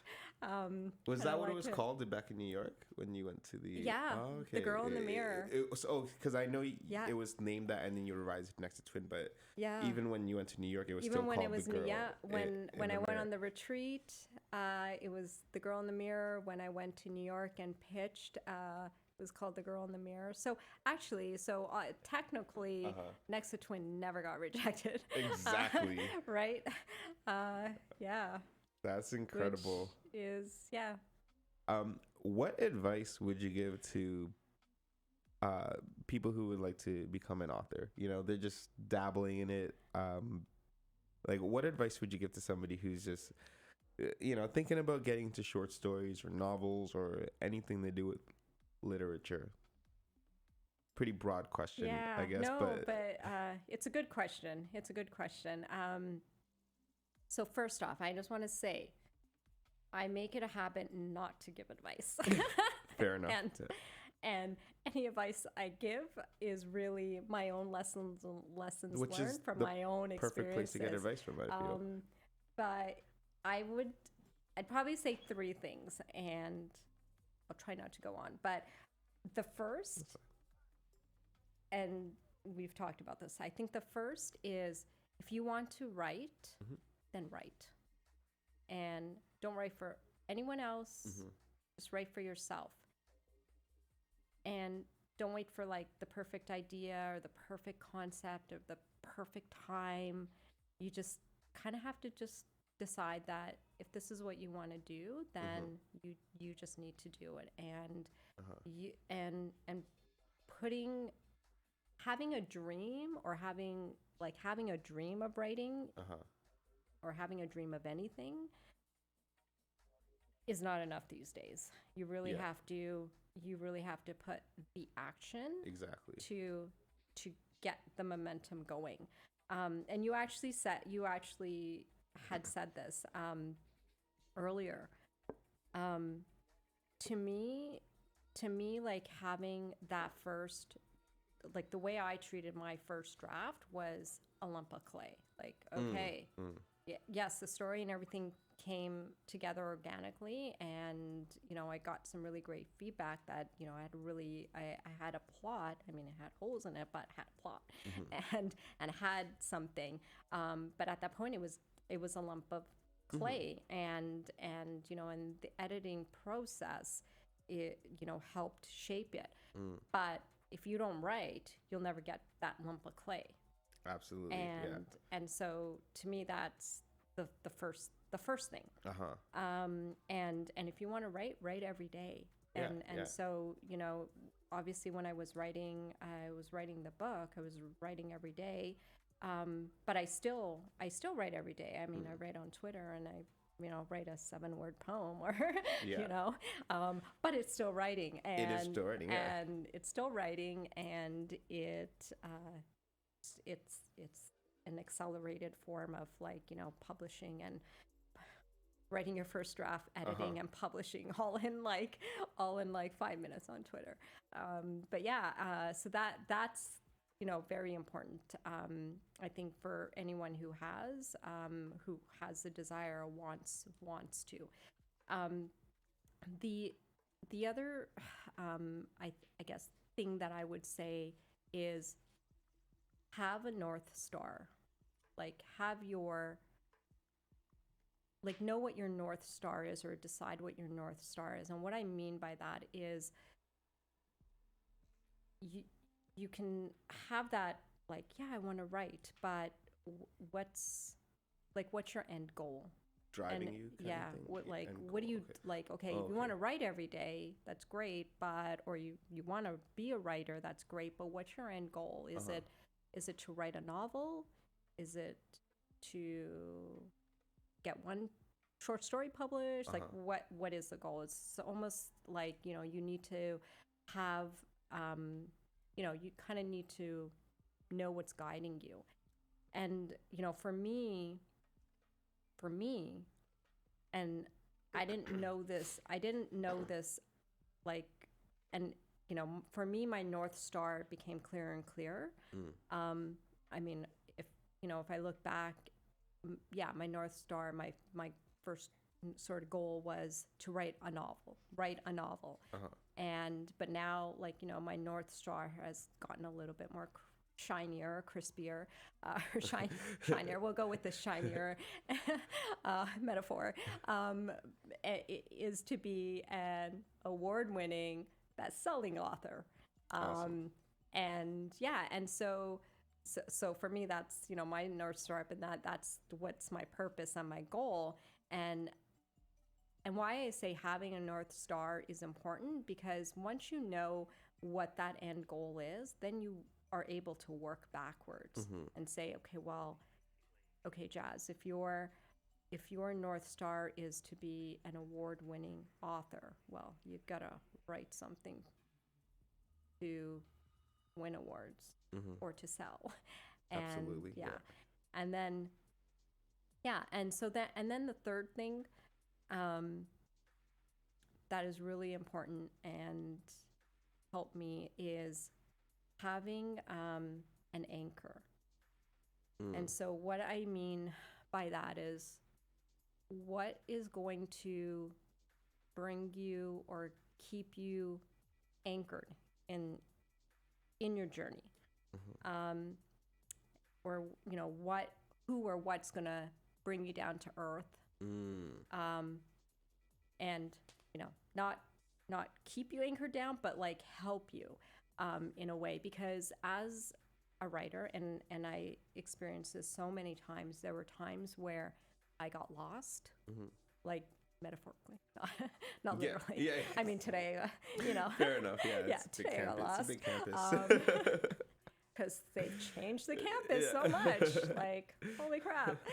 That's hilarious. And like, just by the way, like we had 3 buildings when I came here. Yeah. It was South Building, North Building, and I forget what else. It was probably the pub. Oh, wow. That's hilarious. Yeah, it was like South Building, North Building, and in between was a pub. Oh, wow. And yeah, but you're going to get lost. You're going to want to give up. You will want to give up. There's no author out there who can say, yeah, I've never wanted to give up. Like there were times where I was like, there were literal times where I would say, why the hell am I doing this? And for me, I have, my family and my friends, and just having my friends kind of remind me that, like, even my partner, like there were times where I'd be like, how am I doing this? Like, because I'd be like, oh, I don't get this. Even when I was rewriting Next to Twin, and I was at like the last, probably like rewriting the last 5 chapters, and the manuscript was the final version, what the version was due. I had a hard date, and I was like, still after all these years, still like near the end, being like crunch time, right? And so having your anchors that are, tethering you to something that's still real, and helping you through that in those moments where you are going to struggle, because you will regard there's undisputed, you will struggle at times, right? Everyone has their challenge, no matter what. Like, I think it's not just for writers, I think it's for everyone, right? Like as an artist, especially when you're in the field, in the industry of creating something, you sometimes you lose faith, because there's no set path.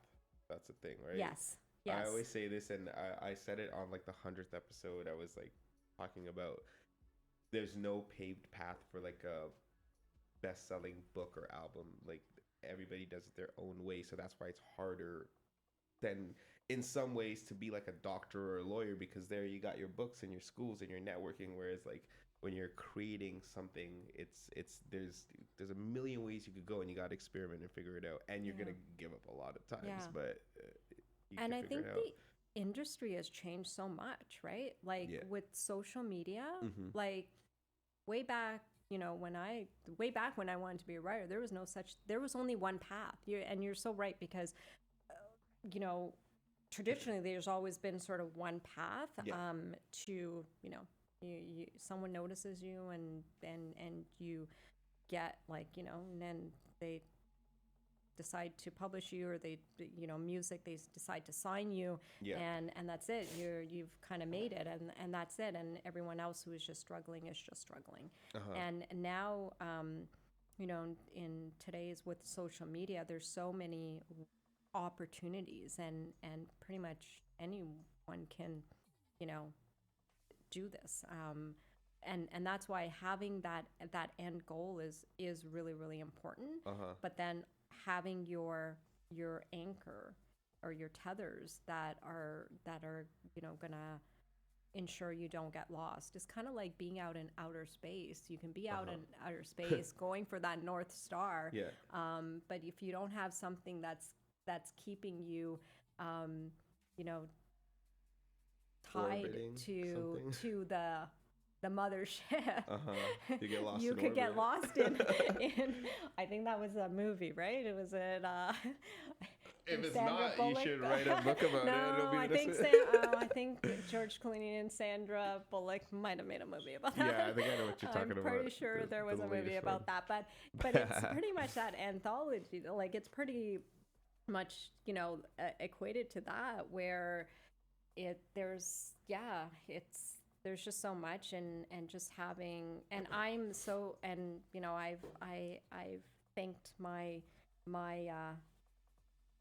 the key people in my life in next to twin in the acknowledgments, because that was really, really important for me to acknowledge all of those individuals that helped me throughout their journey. And there was so many, and it was interesting because some people come into your life at a certain moment as well, and you make those bonds, and sometimes they last for lifetimes, and sometimes they're for a sole purpose, exactly. And whatnot. And so so regardless of whether they're lifetime bonds or for a short time, I wanted to, it was very important for me to thank those people who have been the anchors in my life. Absolutely. That's incredible. Wow. Oh. What a journey. That is insane. When is the exact date that the book is coming out? So if you go to Amazon, you can pre-order. And the book will be available on Amazon. It'll be available in for if you like purchasing books in a bookstore, is going to be in Indigo, and then in America it's going to be, or in the US it's going to be in Barnes and Nobles, and then the smaller bookshops and whatnot. And that's so awesome. And so it officially releases May 16th. Okay. That is, and so every author has their official pub date. Yeah, and I actually get it tattooed on my arm or something. Hell yeah, that's big. Just it's like, is that your daughter's birthday? No, it's my pub's date. Yeah. It's my pub date. That's awesome. Yeah, because I feel like I feel like that maybe this was not just I often think that I don't think this was just my childhood dream in this life, but I'm sure that I have had this was my soul's purpose in past lives, and I probably wasn't able to achieve it. So I think maybe if I do tattoo it, it's if I don't tattoo it on my skin, then at least it's tattooed in my soul. So that's amazing. That's incredible. I think everything is meant to be, and past lives. And I don't know why I kept thinking about this, but even when you said getting into journalism and how you didn't end up getting into it and you wish you had, honestly, if you did, who knows if you might have not stuck with it, and you might not get to this point where you did come up with it. So maybe that was for everything happens for these reasons. I think. Yeah, it does, and I have to make peace with that at some point. I have to make peace with that. But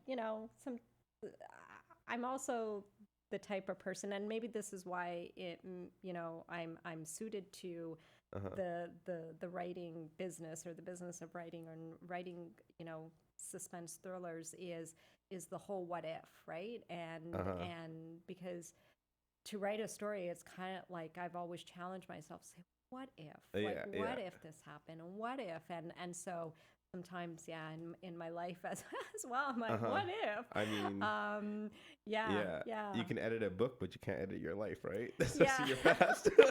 Yes. Oh, that's good. Yes. Yeah. Oh, darn it. So that's awesome. Right now you can. You can't edit your life, not the past. You can't know? edit the old books. Yeah. Which is your life. Yeah. You never know. I mean, people rewrite history, but maybe this is kind of this is everyone's sort of first draft, and wow, your next life. Damn. Like, That's okay, incredible. but you're right, because there is no, I always actually joke, I have a good friend, who went to Ryerson around the exact same time Yeah. that if I had gone, would have gone. Uh-huh. And obviously I met her years and years later. Uh-huh. And she was like, oh yeah, I went to Ryerson. I was like, oh, I went to UT. And I was like, oh, you went to Ryerson, eh? And we all, and I always say to her, I was like, oh, it'd be interesting. I wonder if we would have met Yeah. back then. If I had gone to Ryerson, I wonder if if we would have met. So yeah, so it's interesting because you never know how life would. Yeah, you never know. And you know crazy. what? I do. Yeah, I do believe that life is. Life turns out the way it's meant to turn out. And yeah, and you're right, because if I had gone into it, and who knows, and I mean, I probably would have given it up, but then I also remember how many times I had actually given up on this before as well. And I sometimes think, like, what was different about this last time that Yeah. actually got me to end of job, right? Yeah, fair. And I don't know. I honestly don't know what it was and what made the difference. Maybe age, maybe, like, I don't know. I sometimes wonder, and I do ask myself that, and because it's kind of like that question, like, what advice would you give to Yeah. writers? And it's kind of, or someone who wants to write. I've also gotten the question of, like, what would you tell your younger self? And I'm like, well, I could go back and tell my younger self. I probably would have told her, like, do it now, because but it's interesting because I don't. I do think that had I written the novel that, like, that I wanted to do when I was 25 or 30, it definitely, I know it wouldn't have been a suspense thriller. Like, it totally, like, it just would have been probably, I don't know, maybe literary fiction or something, right? Because as you grow, like, I feel like when I was younger, I probably over romanticized life, and you have like your idealistic life, and what life is meant to be, and your dreams. And then when you get older, it's like, I don't know, it's reality. Wow. It like you have a little bit more, like, I know for myself, I've got a lot more grounding. And maybe that's what, be answering my own question to myself, but that's probably what's made that difference, is because I've have had that experience, and I was able to persevere this last time, because there were, like, so many moments where I was like, this is not gonna happen, like, this, like, is just not meant to be, and, like, this is just, like, I there were times where I felt like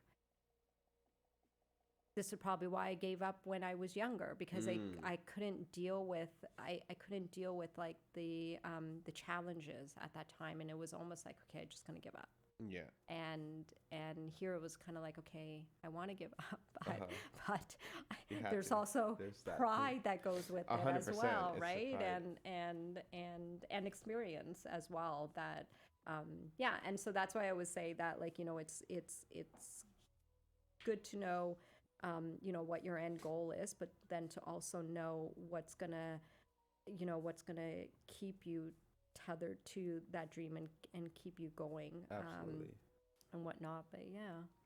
Wow, that's incredible. Yeah. And I don't want to keep tiring you with questions, but I do want to ask, like, Yeah. when you did get to the end of the book finally, right? Like, for anybody out there aspiring to be an author or anything, like, what does that step that you took from once you were fully completed writing to finding, like, to get out there in the world, to finding the publisher, or, like, whatever mediums you need, like, what do you do from when you're done that last page and you have this manuscript or whatever? I'm always picturing it in, like, pen writing, but I'm assuming you write it in your thing. Yeah. But when you have it Yeah. all, like, what do you do then? Like, and where do you look? Like, how do you know where to look or what publishers to go to? Yeah, All that it's stuff. a lot of research. Uh-huh. Like, I, I can't, I have so many files, so many links, so many like notes on what to do. And it's interesting because I didn't all of the steps that I took, I didn't wait until I actually finished the book because that would actually help me get to end a job Oh, because yeah. because Like, I I need to do this. was still like in January of 2019 now. Uh-huh. I I think I was still not like I think I was probably 3/4 done. Uh-huh. And when I signed up to pitch it, and in like July or August of the same year, and so I did that because with that goal to like, well, I've got to at least finish it, and that was like my push to myself to say, okay, Yeah. well, you're going to New York and you're pitching this. That's right. Yeah, you haven't finished it. Yeah. But hey, it's an idea and it's almost done. And but it also I also use that as the catalyst to keep pushing me forward, right? 100%. And so yeah, and so the research and the things that you can do along the way, I would not recommend waiting until you've actually have something. Finished it, Yeah, because if you at least for me it helped me motivated me. Like it was like, well, I can't go to New York and pitch this thing and say I've got a full manuscript and have people asking me for the full manuscript if it hasn't been finished, right? Exactly. And then I'm like, and then I'm just a fraud to myself, right? And so doing things like that helped, and so even doing the research of, okay, well, and just even knowing because there's so, like, to your point earlier, there's so many different paths, like Absolutely, yeah. like every industry, especially even like the book industry, and has changed so much. Like in the previous, it was sort of one path, and now it's like, well, you've got different paths. You've got your traditional path, you've got your self-publishing path, you've got somewhere in the middle, and so knowing and doing your homework on those different possibilities is very important, because then it will at least help you understand where, which, like, what you're hoping is your path. Exactly. But if you don't know what the alternative is, it's, yeah. Yeah.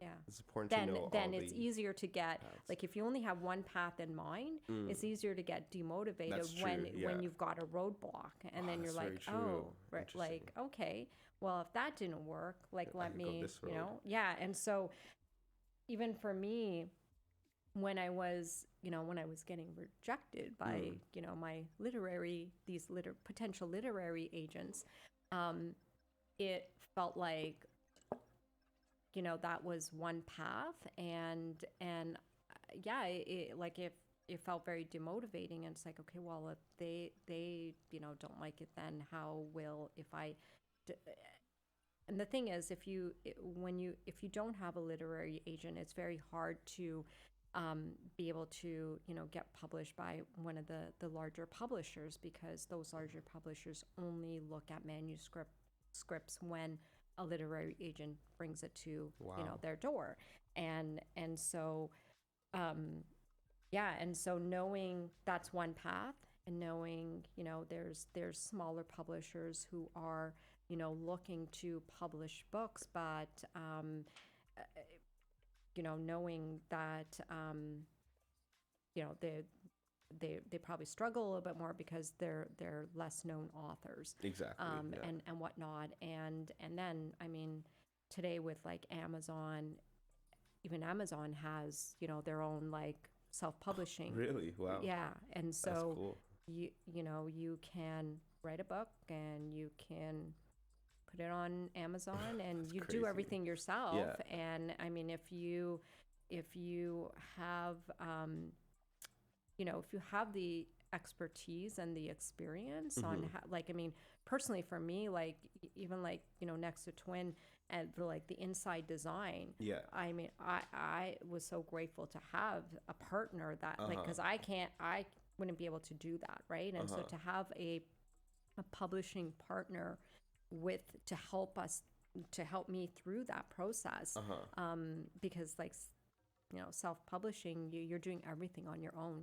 Absolutely. You're designing the cover, you're doing layout, you're like doing everything on your own, and yeah, and so it's so just knowing the difference. Sorry, I feel like I was rambling there, No, but it's like fine, just yeah. knowing the different paths and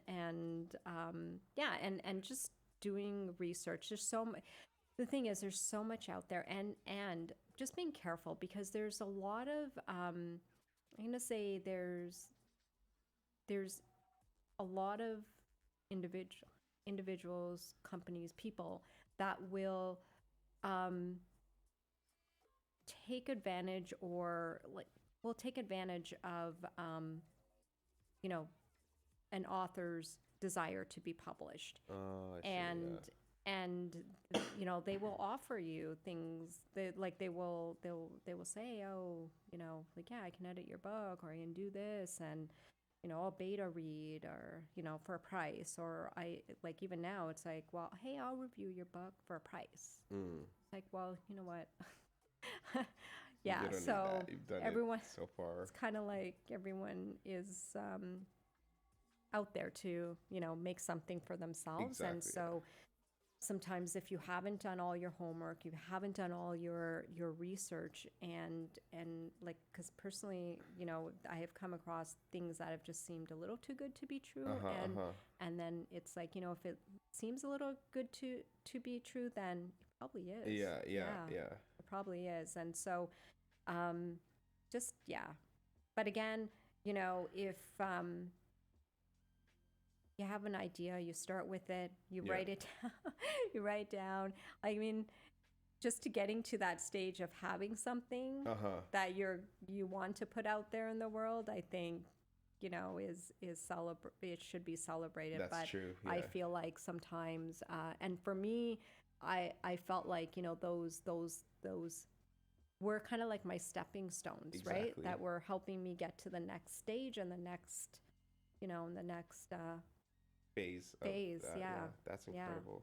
And then that's why I feel like when my partner says, oh, don't tell people it took you 5 years, you want people to think it only took you 1 year. But I'm like, well, it to me it's very important that it was a journey. Yeah, exactly. Because it was a journey, and it was an experience, and I learned so much. And and sometimes I hope I don't forget it for my second or third or fourth book. But yeah. That's incredible. I think it's important to know the journey and the hard work behind it. Yeah. That's incredible. Yeah. That's amazing. Wow. Yeah. That's super cool. That's a good, we had some great conversations over there. So I really appreciate everything that you shared with us. We do want to have you back here whenever that's good for you. Maybe after your book is published. After, maybe like a week after. Yeah, right. Or maybe like So May 16th, maybe late May, early June. I would love to. And I mean, I am just in the process of finalizing my book launch details and whatnot. Cool. And so Nice. I would love, to share that information. That'd be awesome, maybe before, or, if there's opportunity to share it and get out there, readers connecting to, my potential Absolutely. reader base. That would be good. And book launch meaning not like the May 16th, or what is a book launch like, right? Oh, so well, authors usually have events. Oh, okay, you like know, after a book your it got signing. yeah, okay, yeah, like for sure, yeah, or just to like, you know, have a party and celebrate. absolutely, yeah, I'm just all for the party. No, exactly, that's I'm awesome, like, a I am hundred having a percent. party. I'm going to I'm celebrate. all for the book launch and yeah, supporting that. That's amazing. yeah. Wow. All right, so May 16th, May 16th. next of Twin. I'm super excited for it to come out there, and everybody make sure you go check it out. We're going to definitely share a lot of clips with everybody about this book and your journey and the writing process, and really want to spread the word about it. And it was an honor to have you here. It was really like great to just have you on the show and just talk about everything, just your history of like what got you into writing, the experience, the journey, and the whole train rides and stuff. Literally everything. Is there anything else you want to share with everybody? No, I just, Rennie, just wanted to really thank you. Thank you Of for, course. you know, having me on the show, and and it's just been really great, and this has been, as I do maybe more of these gigs and have more conversation about the book, I think it's just helped me kind of solidify, you know, the messaging, and you know, That's amazing. And I just appreciate having the space and whatnot. I love that. I appreciate you, and I appreciate the book, and also like anybody else who's like aspiring to do this. Like, it's just really admiring to see what the work that you've put in to get this incredible book out. So, you know, it's an honor again, and thank you. So I really appreciate it, and looking forward to reading this book as well too. So it's going to be a really good time. And May 16th, I can't wait for it to drop. And everybody go get the book, Next to Twin. It? Awesome. Awesome. All right. We're done recording?